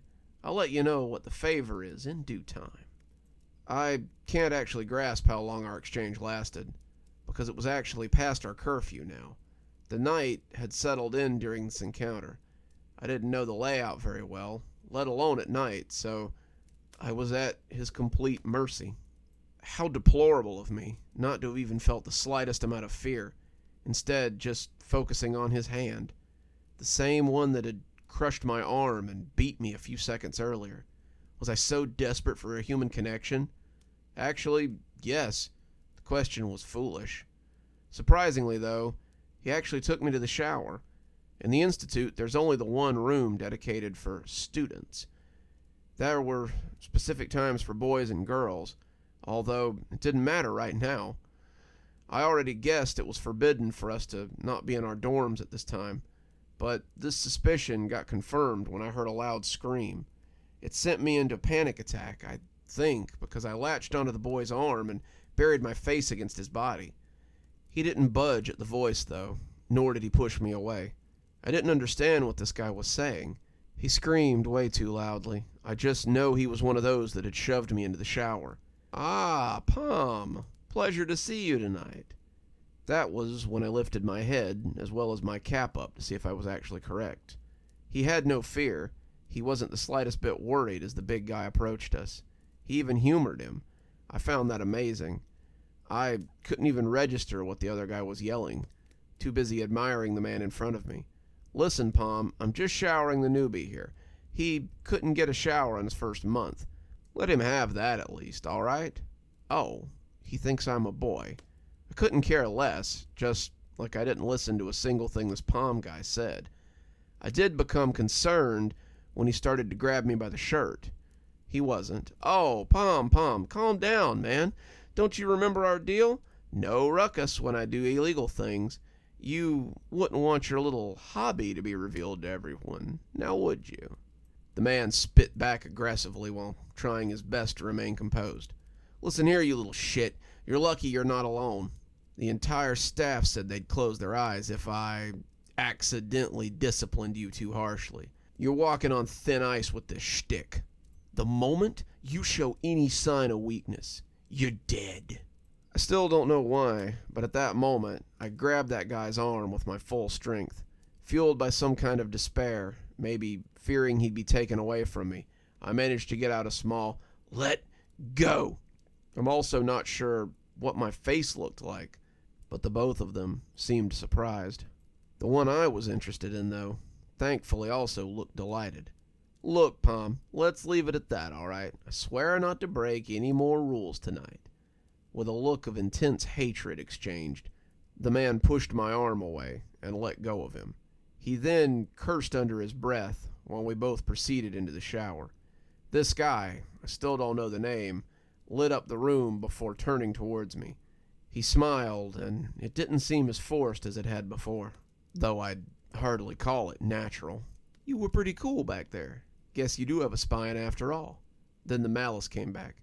"Too bad you're using it in a meaningless situation." This made me blush, so I pushed my cap down and stuttered, "You cooler." He let out a sort of aw sound and removed the cap to pat my head. The moment his hand made contact with my greasy, uncleaned hair, I just felt this overwhelming wave of happiness. I wanted to cry. I wanted his patting to never stop, despite how pathetic that sounded. I needed it. Sadly, it had to eventually. He made a show of how to activate the showers. I laughed when he accidentally turned one on himself. He got annoyed, but he didn't comment on it. He also showed me the different washing machines set up in a small room adjacent to the showers. It all seemed so funny, how normal it all was. It's strange how the guy that beat me up was also behaving like he felt we were friends. I felt comfortable. The bruises he'd inflicted on me today, the cuts from years ago, the constant filth, all that pain was gone just by casually talking to him. It was funny. So funny. A fuzzy kind of funny. Until he asked me to undress so he could put my clothes in the washing machine. Of course, it was so stupid. If we believed we were both guys, he would have assumed that there's no real problem with undressing. I should have told him sooner. But the funny thing is that my gender wasn't why I didn't want him to see my body. It was because of the filth. He raised an eyebrow. Yeah? I finished my sentence. Filthy. Lots of disgusting. I was shaking more and more. I was about to cry by just talking about it. He laughed. It made me shiver. My head was hanging low. My arms were covering my body more than the clothes. He laughed again. I felt my knees losing their strength. He stopped, and I fell. I already know that. Man, you smell so horrendous, everyone can spot you from a mile away. Your hair's so greasy that I can still feel it on my hand from a moment ago. I was literally trying not to barf when you latched onto me. Never do that again, by the way. And your teeth are beyond repair. I cried. He smiled. All that peace I felt, it just vanished in thin air. I started saying something. He cut me off with a yell and a laugh. Eh? Speak louder, I can't hear you. I winced. I hated loud, but I kept going. Heart is filthy. It seemed to faze him for a second. Lights left his eyes before he kicked me, and it shone again. Then I said something that neither he nor I could understand. I love you. Why? I don't know. I was feeling so many contradictory emotions. I don't know why, but this was the prevalent one. The first boy to be nice to me. That's how I responded, and I hated it. So he kicked me harder. Still, I got up and I tried to kiss him. He bit my tongue. I was crying. I think it was from happiness. Take responsibility for this girl's first. Then I felt unconsciousness as he looked at me with an empty stare that I couldn't comprehend. Nor could I understand just how obsessed I got with this boy. I was always bad with emotions. Scratch that. I was bad with everything. That was just me. Just Alicia. When I woke up, I was lying on one of the benches in the shower room, naked apart from a towel wrapped around me. My first instinct was to find my clothes, but I stopped because I felt cleaner. Even the bandages around my arm had been changed. I heard his voice next to me. He was sitting on the opposite direction. So you're a girl, I hummed softly. His voice was lost with all sorts of emotion. What's your name? Alicia. He responded simply. Toe. So, I finally had a name for that face. I smiled again. I wanted to thank him for the bandages, ask him how he knew how to make them perfect, but I was out of breath again. His voice, as bland as ever, added, Your clothes are getting dried. Wait for them. I'll be done in a few minutes. Then we'll be able to go. I guess I blacked out longer than I thought. His tone was somewhat bitter. We'll never speak to each other again. Got that? I didn't, so I grabbed a weak hold of him. He grunted. Stay? I asked. He punched me. I won't. I managed to get out. Please. He didn't do anything this time. Why are you here? He asked. I couldn't answer. Don't know. I was met with his arm around my neck. Why? Why are you here? I flinched at the yell, but I couldn't respond, either because I was about to pass out or because of the lack of oxygen. Realizing this, he withdrew and backed off in an instant. What a nice person. He cares about me, were thoughts flooding my head. This can't be right, he muttered. You You must have done something. Anything. Just a bad deed. The one too many for your parents. I coughed, and I got closer to him. He seemed scared. I don't know why. I just loved him. I think that's the truest of all truths. You get closer to the ones you love. My voice was hoarse. Living? He was shaking. I lived too long, I sung. That's how I'd calm myself, but it seemed to unnerve him. How badly did I look? How badly was I scarred? For the unwavering to falter in my presence. A quiet alarm rang inside the dimly lit room. Your clothes, he said, before going to retrieve them. He threw them at me. Put 'em on, he commanded. Although emotionless, I could feel some kind of pity in it. Or maybe I was just imagining it. I did as I was told and felt whole again. He tried to speak, probably to order me to leave, but I attached myself to him with a hug. He tried to hit me, but his arms were locked and his kicks didn't hurt as much. Talk more? I asked. About what? He gave up and talked about it for a while. I responded quietly. I want to hear more about you. I want to learn more about this place. I want to make you understand how badly I need your affection, fake or not. Anything, now that you know who I am. I'm desperate for more. I'm craving for more. I'll do anything, because that's the sole thing which came out of my mouth. He didn't do anything for a moment, but ultimately he spoke. This place is hell. Yeah, I know. Only bad kids are sent here. I knew that too. Those who are so horrendous that their parents can't handle them anymore. That was but sometimes, kids like you, Milo or Amber, they're just abandoned.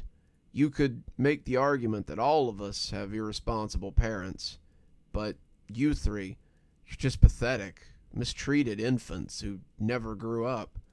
You never deserved anything bad in your life. You couldn't have been sent here. I'm sorry. I was against his body. It felt weird for someone to actually apologize for how they treated me. I began to shake and wail, my voice never fully returning. He put his hands in my hair again, and this time it was clean, thanks to him. It was still night when I stopped crying, but it seemed like hours had passed. I couldn't even stand properly, so we sat again on the bench in the room. He wasn't looking at me. Do you even know your age, Alicia? I shook my head. He sensed the movement and sighed. Do you even know how badly your body is damaged? By disease, I mean. I simply let out a word. Hurt. He visibly shook when hearing that. He wanted to tell me something, but shut himself. I didn't pry. I never did. However, he didn't seem to stop asking questions. What did you want to be as a kid? I pondered the question. I never asked myself what it was like to grow up in the room. Growth just came because my parents still had the heart to feed me as a toddler. They didn't care, but they weren't monstrous enough to just let a baby die in their house. Or maybe it would have been too inconvenient. I don't know. Do I even remember my parents correctly? Everything just blends in my heart and my head, even more nowadays. After a long silence, I simply said, Happy. He shuddered. Musician? Having in my mind that little box I'd played for hours at the end of the room. There was another drawn-out silence, one I decided to cut myself. You? How? He turned to face me with that same forced smile he'd worn at the time. Did he even do it on purpose, I wondered? Well, I could tell you, but there's not much point. How I came to be sent here, becoming obsessed with violence, drama, conflict, finding out secrets. There's no reason, whatever the reason, I desperately needed to hear to feel closer to him. Yet, it's just a story I'd use to earn sympathy from you. I didn't mind. I've done it multiple times before screwing the person over. But you three, I can't bring myself to hurt you anymore. So, It's better that you don't humanize me too much. I prefer to play the unredeemable sadistic monster. Like a creepy crawly, I went on top of him while he was ranting. I just craved his affection. I needed it more and more. I wanted to kiss him again, just to feel it. Maybe do like the parents did sometimes after a big fight and make up. But he punched me away again. His face lit up in a smile as he saw me wince, before looking horrified. I didn't understand why. I didn't mind. It was starting to get stale, though. He didn't give in to any more grand theatrics or maniacal laughter. He was starting to get boring. Maybe if I told Maureen about my real gender, she'd love me in a similar way. Maybe those rich kids would too. Are guys that aren't sadistic actually able to love me? Writing these thoughts down feels weird, especially since I'm still attracted to him. But they're also a part of me, a part of who I am. Me, little, pathetic, infantile Alicia, the one that craves attention the most in the end. I think I just met the devil and tasted the apple. They seem more welcoming than anything else. Pain, happiness, sadness. The more I think about these concepts, the more I wonder if they even mean anything. I just fluctuated between noticed and unnoticed, special to someone and special to no one. I wanted to do anything to taste it again. So, in this room, I asked, "To, what is your dream?" His eyes were empty, but they suddenly lit up, his grin coming back. Burn this institute to the ground, it and all its residents, teachers and students, giving them all a fitting retribution for their crimes. A massacre? That sounded insane. I guess it was, actually. But I muttered, "Need help?" His face contorted even more, a mix of horror and jubilation. The joy creeping to his face was clearly his dominant feelings. However, he said, "Don't kill anyone. Let me handle it. Just watch on the side." I don't understand why. I didn't even bother to ask why he wanted to do this, but I agreed regardless. That's when we finally left the room. He showed me the way back to my dorm, and we parted ways. For the following weeks, I didn't encounter any more trouble. I was free to shower, to clean myself, to even brush my teeth. I still had the infection, but I could mitigate them, and I was happy. I think I can proudly say I'm easy to please. The life at the Institute was still punctuated by harsh reprimands, insults, violence, but I found a sort of newfound joy in this. I even got along better with Maureen, so I felt on top of the world, despite spending most of the day getting beaten. It was funny. It's a good thing I got the fire going before the rain started, because it's really coming down out there. Can't remember if I put the tarp back on the firewood. Oh well, there's plenty in the firebox, so I guess it'll have some time to dry out. This next story comes to us from Maleficent Bag 1062, and it's a story about something that I could definitely deal with having as a problem, given my general lack of closet space. But for the subject of today's story, it's anything but a blessing. So let's hear a little bit about the endless closet. "Hey, check this out," Emma shouts out. I sluggishly approach, understanding that we still had a lot of unpacking to do. Entering the bedroom, I saw my girlfriend looking at our closet with a gaze of wonderment. I smiled, knowing that she had wanted more space for her clothes when we decided to move. The closer I got to Emma, the more I realized she wasn't looking directly into the closet, though. Her head was tilted upward. "What are you looking at?" I asked, with a slight chuckle in my voice. I crept up behind her and embraced her, pushing her hair aside as I applied a delicate kiss to her neck. She remained quiet for a few seconds, as her stare didn't give. She raised an arm and pointed up towards the ceiling in the closet. My eyes carefully followed her direction as I locked in on what she'd been staring at. It was pure darkness, some void of emptiness that hovered above in the closet. I let go of Emma's waist and stepped inside, turning on the small light that was mounted on the side of the closet. To my astonishment, it was still pitch dark. It was bewildering how tall the ceiling must be, which was weird since everywhere else in the townhouse had normal-sized ceilings. "This is weird, isn't it?" She nodded her head in agreement, still remaining silent. I reached for my phone to turn on the flashlight and pointed it upward, hoping to see how far this mysterious ceiling extended. As the fading light shined above the darkness, it seemed to swallow it up, devouring every proton, leaving me and Emma completely confounded. At this point, my curiosity had been triggered, and I pondered on how I could test the heights of the ceiling. I could hear Emma walking away, seemingly already bored with the mystery that laid out before us. We moved to this new home, leaving behind a brutal past that both Emma and I were better off leaving behind. I guess mainly it was Emma who was. She had a, let's say, not-so-friendly ex. His name was Jake, and he was borderline stalking her.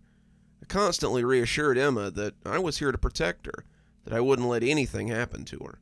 I even bought a gun, something that made me feel uncomfortable, but she was worth the uncomfort. She pleaded for us to move to a new city, to get away from him, which I didn't mind.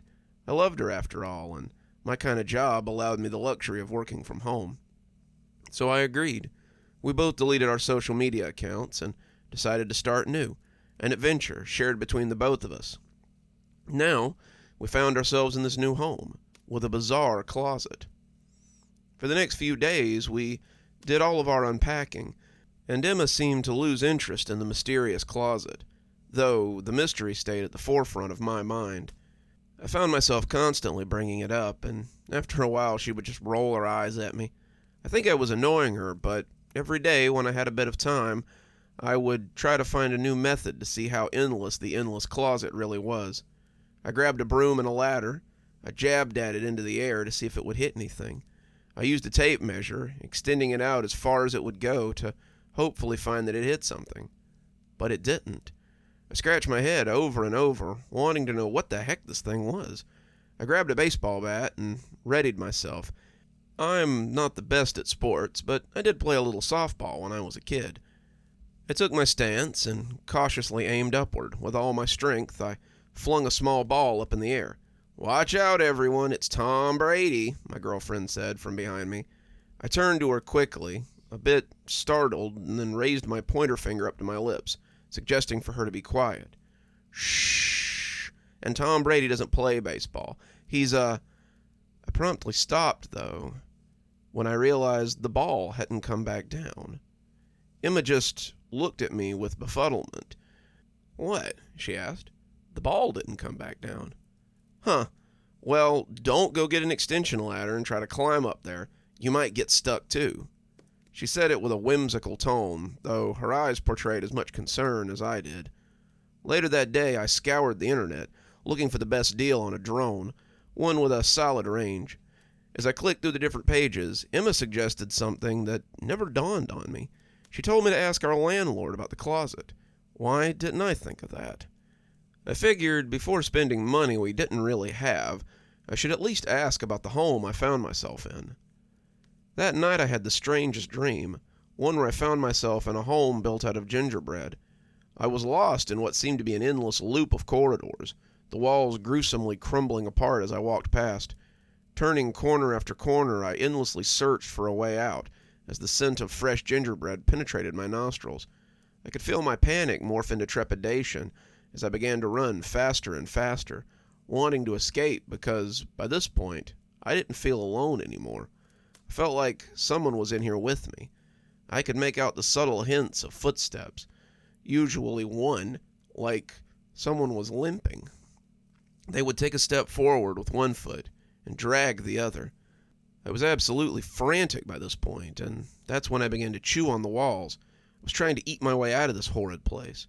I chomped and grinded with all the muscles I had in my jaw, the sound of gingerbread crunching underneath the pressure of my bite, inundating the air as my heartbeat accelerated. I closed my eyes, not wanting to see whatever was causing those devilish footsteps. Ugh! That's when the most dreadful scream woke me up. I rapidly came to my senses and realized it was Emma. She was still asleep. I shook her awake, and she popped out of her slumber as she horrifically gasped for air. I held her close as she trembled, calming her as she began to sob. I asked if she'd had a nightmare, perhaps the same one I'd had about the gingerbread house, but she looked at me confused. No, it was about him. Him being her ex, Jake, the real monster. My fear gradually shifted to anger, understanding how much he still affected her. The jerk had tortured my beautiful Emma. I could feel my blood boil as I glanced over at the nightstand where I kept my gun, fantasizing about how I would put this guy in his place for good. Can you bring me a glass of water or something?" Emma asked. I kissed her forehead and got out of bed, walking over to the kitchen. The memory of my horrific nightmare was now a mere whisper, but that's when I encountered the most frightening scene. The pantry door in our kitchen was wide open, and it appeared as if someone had been rifling through our food. On the floor, I could see a box of cookies ripped open, it practically torn to shreds. Cookie crumbs laid everywhere, scattered across the once polished floor. My mouth gaped open in utter disbelief. Who the hell had broken into our house? I ran back to the bedroom and grabbed my handgun. Emma looked on with curiosity and followed me as I returned to the kitchen. I could hear her asking questions, but I just ignored her as my eyes scanned the living room and dining room for any possible intruders. After a minute, I finally answered her. "Look, we must have rats," I explained. "Rats, of course. That's what it is. It had to be rats," I told myself in my head as I looked on at all the mess. "Why do you have your gun?" she asked. I stumbled over my own words, not sure how to answer without alarming her. What could I say? That I think an intruder had broken in? Obviously rats made more sense. Well, were you going to shoot the rats?" Emma interjected with disapproval. I didn't say anything back. I figured I'd let her think I was a weirdo, willing to shoot a rat. Rather that than scare her with her original thought of someone breaking in. The next day I reached out to the landlord, told her about the puzzling closet, and her response was well measured, much like Emma's.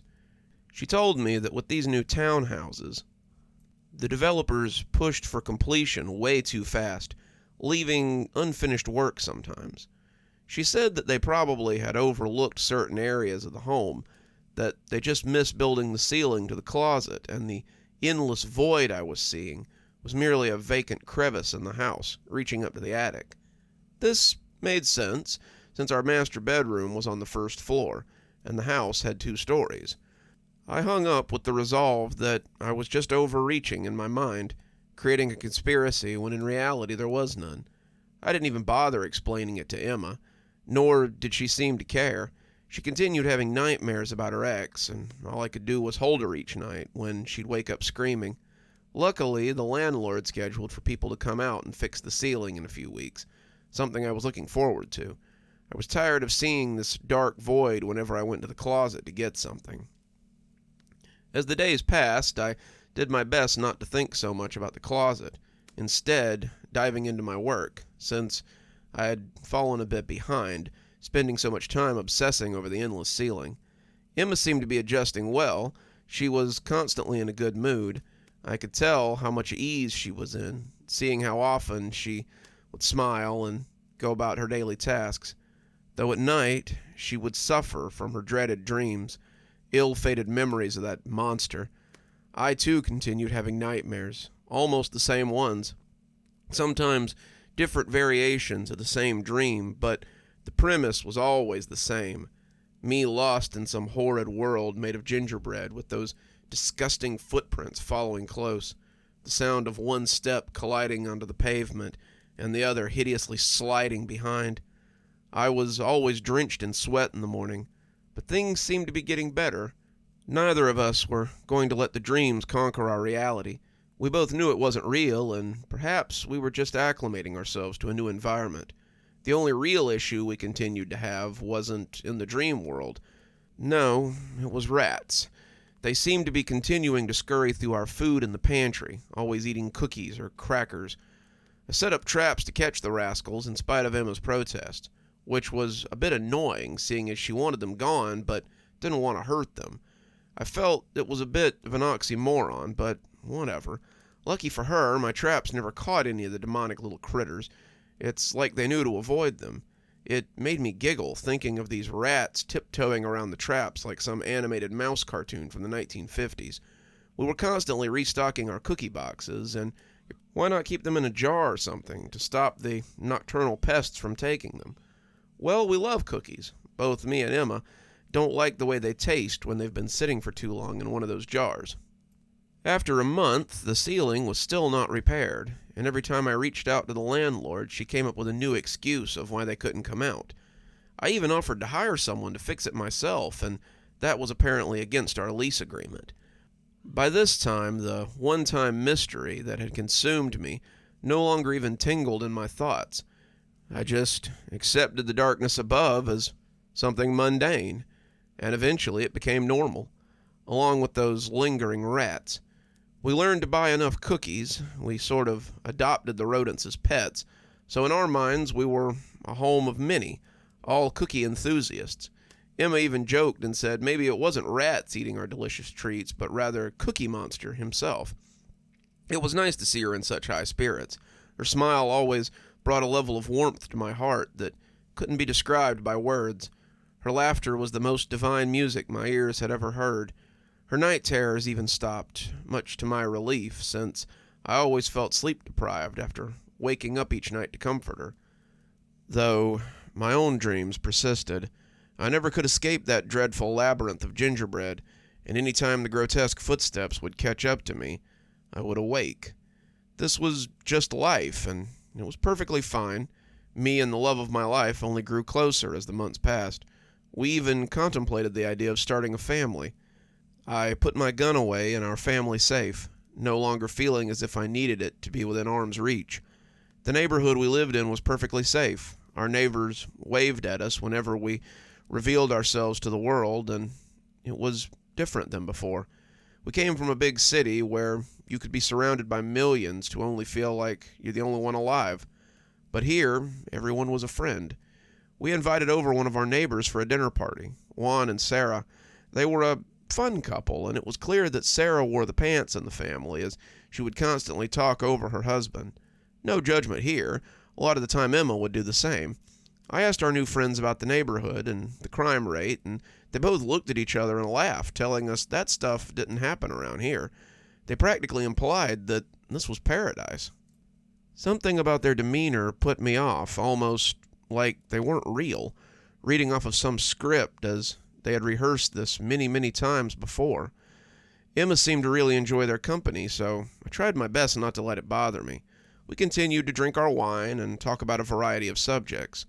That's when my girlfriend brought up the idea of us starting a family, and she asked about the local schools.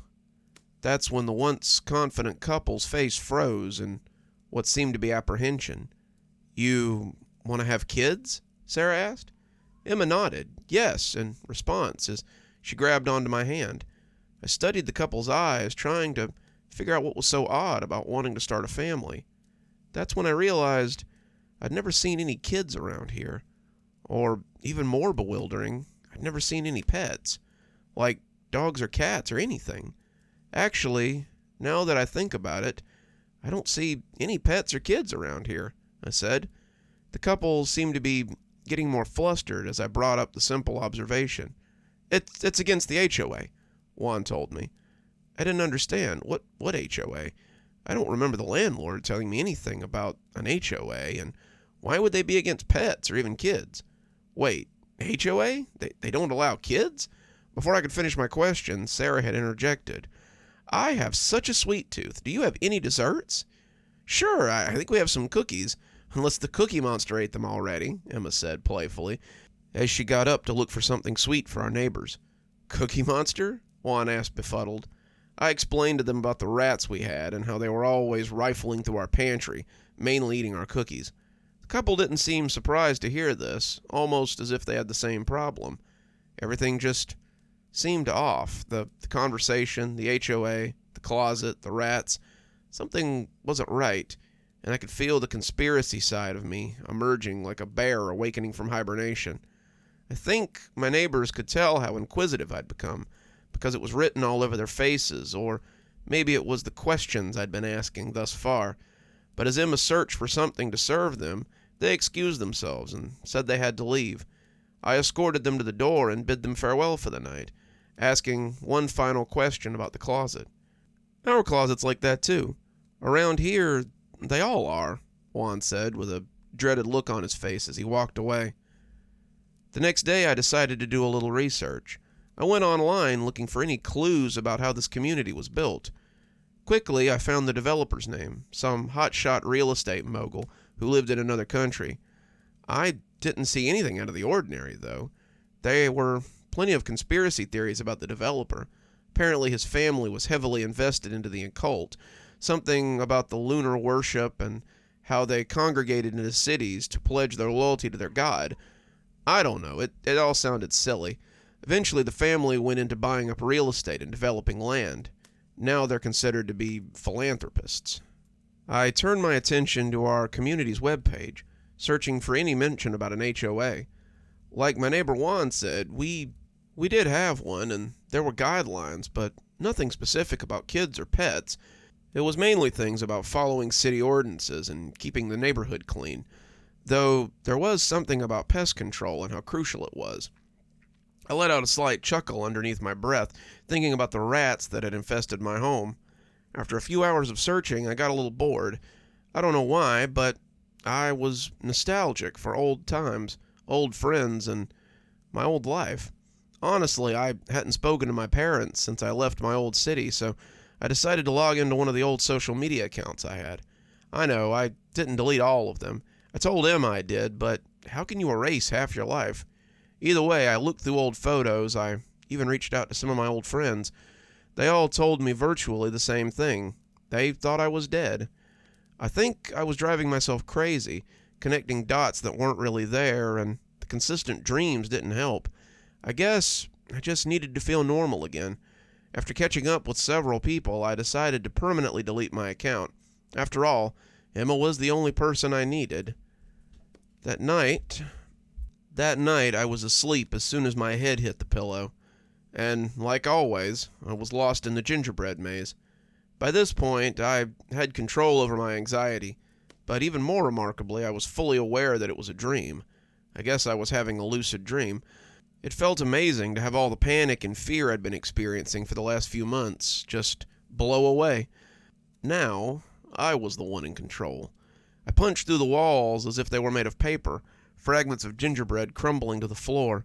I needed to know how to escape this place. I needed to know why I was here. That's when I heard the sound, the all-too-familiar sound of footsteps. Thud, scrape, thud, scrape, thud, scrape. I have to admit, even though I was fully in control of this dream, the sound of those ponderous footsteps stopped me in my tracks. As usual, the sounds were getting closer, but I swallowed my trepidation and clenched my fist, building up my courage to face this monster. I started walking towards the sounds, building up speed as my pace quickened, and to my astonishment, the footsteps stopped, perhaps bewildered that I was approaching it. But that's when another sound started, and one I had never noticed before. It was like insects crawling over everything, the sound of slush and slime bombarding into one another. It was awful and unsettling, but I continued walking towards it, and soon there it was, the demon that had been chasing me. I couldn't really see it, but what I could make out was how massive the beast was.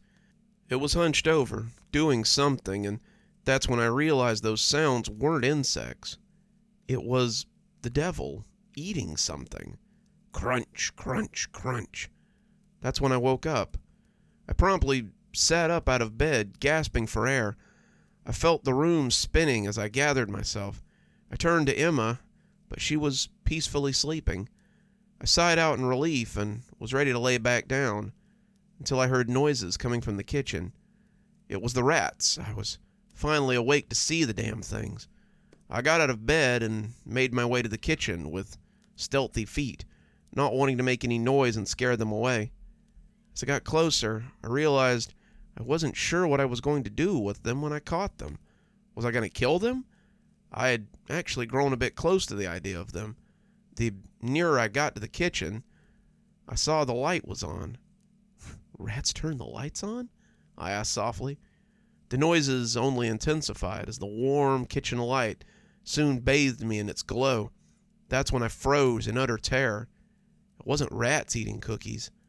My blood ran cold and my skin crawled. My mind must have been racing 1,000,000 miles an hour. I didn't know what to do. "Jake, what the hell are you doing here?" I said. It was Emma's ex-boyfriend standing in my kitchen, eating cookies, grotesquely chewing while gnashing his sinister teeth. "It's been you all this time?" I asked. Still, he continued to eat, but the look he gave me was pure uncertainty. I realized he had a gun. It lay next to him on the floor while he used the other hand to continuously devour our cookies. In the moment, I felt my fear overcome me, and my limbs became dormant. The power that I'd had mere moments ago in my dream had dissolved into a mush of uncertainty as I used the few seconds I had to come up with some grand plan. "Where is she?" Jake asked. He had raised the gun and pointed it at me, malice protruding from his horrid face. This is what the dreams were about. This moment, building up courage, not running away like we did before. No, this time I was going to stop him from hurting Emma. I clenched my fist tightly, my knuckles practically bursting through my skin, my anger escalating. I didn't have a plan. I wasn't going to yell for help. No, I was going to kill him. I flung at the intruder, thrusting all my weight into him, and as I did my best wrestling move, I got the gun away. His grunts simmered in the air as I groaned from exhaustion, and soon we were shouting. We both struggled for control over the firearm as I gained ground. Soon the gun was pointed at the ceiling. I almost had it. I felt myself overpowering him. I was going to win this battle, and I awoke to the sound of struggling. I could hear the faint moans of Emma's sweet voice, terrified. As I came to, I could feel myself tied to a chair. My mouth gagged. I could feel blood trickling down the side of my head as I studied the ringing parameters of my ears.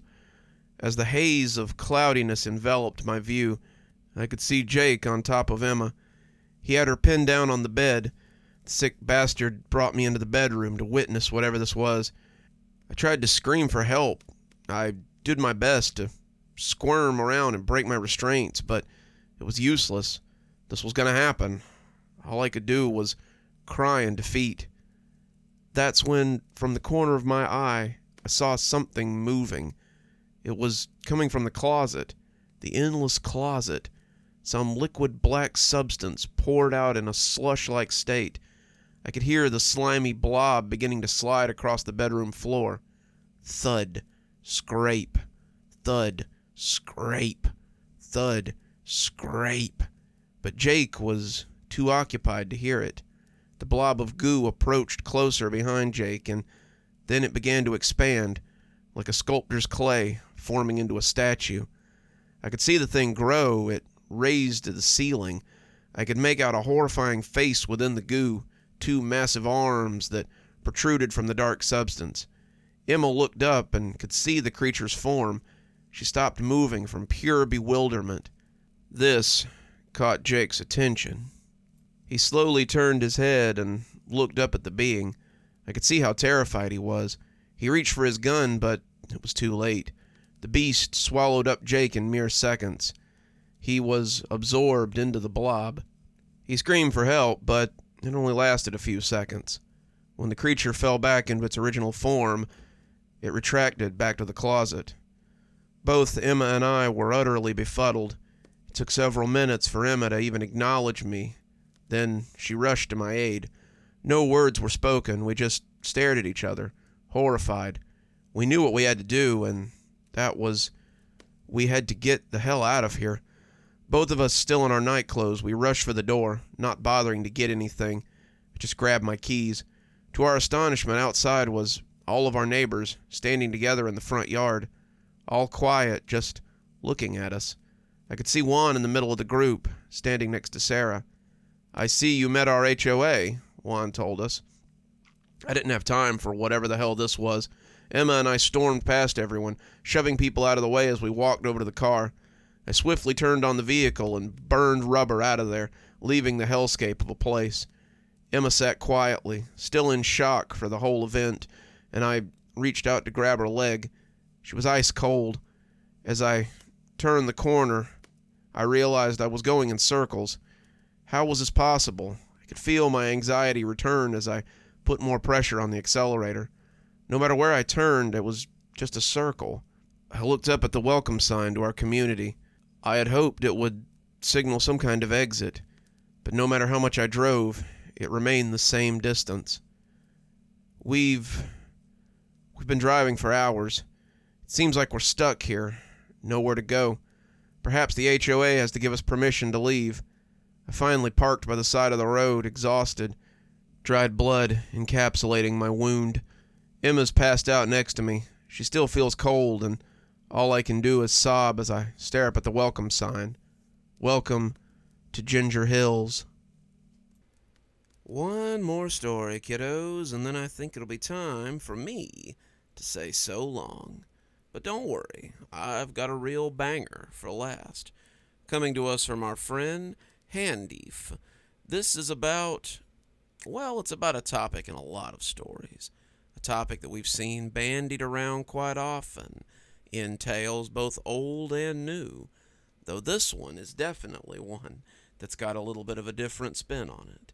So let's hear a story about a deal with the devil. I made a deal with the devil. The terms of the deal were simple. Give me more power than any other human in the history of mankind, and you could take my soul in return. That's it? He mused. Yeah, that's it, but no funny business, I warned him. To think I, a mortal, was warning the devil. Fair enough. You'll have all the power you need in the world. No. Not all the power I need. I want to be the most powerful human in the history of mankind. Those are the specific terms. Anything else is unacceptable. Very well. You'll be the most powerful human in the history of mankind. Ever, he said, with a fiendish yet charming smile. Why is it that when he appears to us, he's always a charming, irresistible, handsome man? I mean, I'm straight, but he was just gorgeous. Now, sign here on the dotted line. He presented me with a contract written in Latin. I don't understand anything it says, I said, having second guesses about the whole ordeal. Leonard, you're a lonely man in his mid-30s with no partner, spouse, or children. You're a wage slave who busts his ass over 10 hours in a measly warehouse a day and gets paid minimum wage. You are 3 months behind on your rent, and the creditors are beating down your door while you blow your money on booze and crypto. The last thing you need to worry about is some Latin on a piece of paper when everything around you is, quite frankly, falling to shambles. He paused for a moment before continuing. Now, are you signing this contract or not, which only states the terms we just discussed? His voice was as calm as the first time he had introduced himself, yet I felt like it carried a hint of anger beneath it, which was only detectable by a subtle change in his aura. I took the pen from his hand and signed my name at the bottom of the page. That was that. The next day I was fired from my job.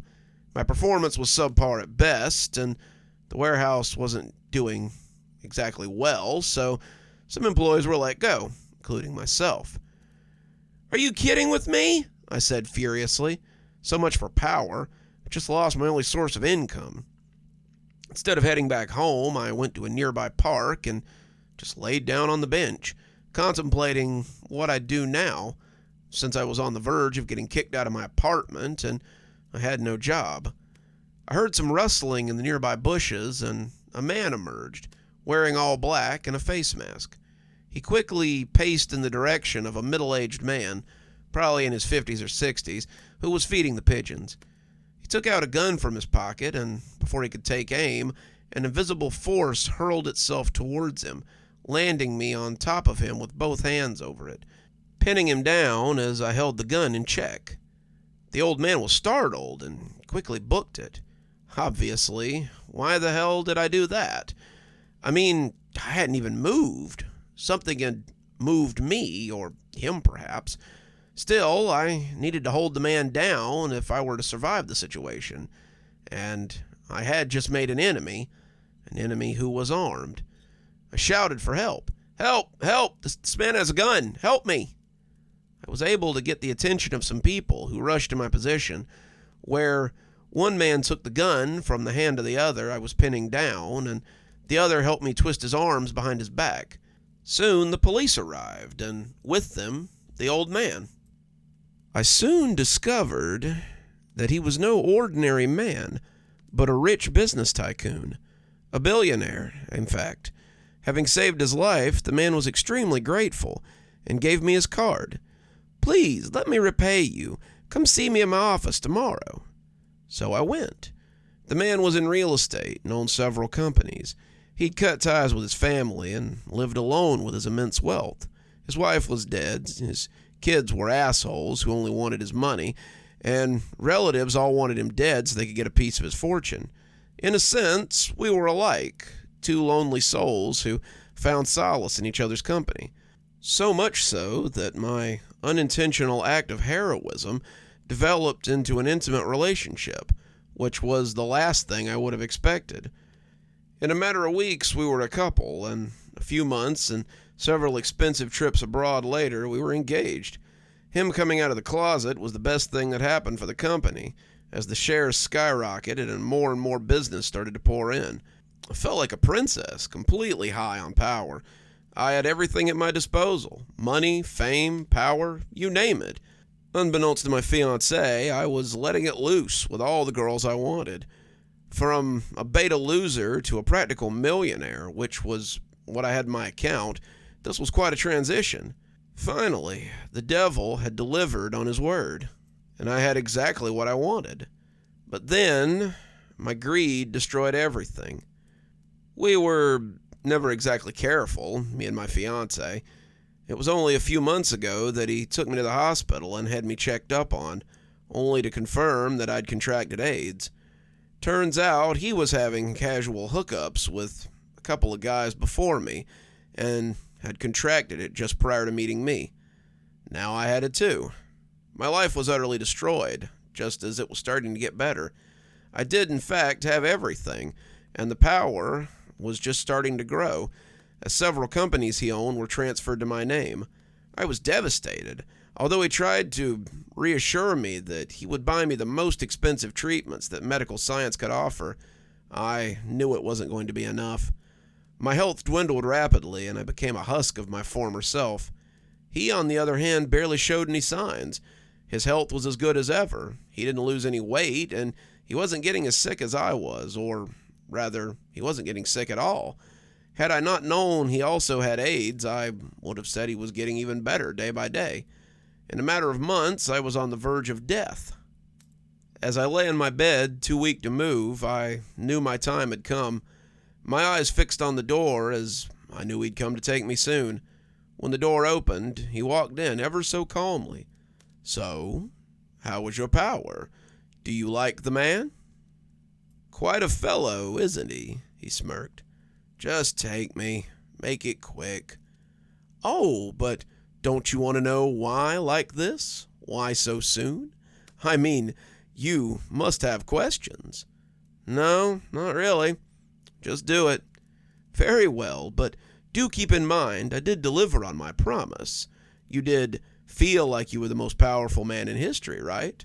All that money, all those women, the booze.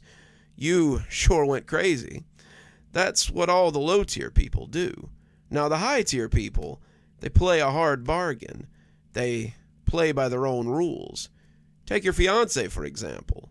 He made a deal with me quite some time ago, 30 years to be exact.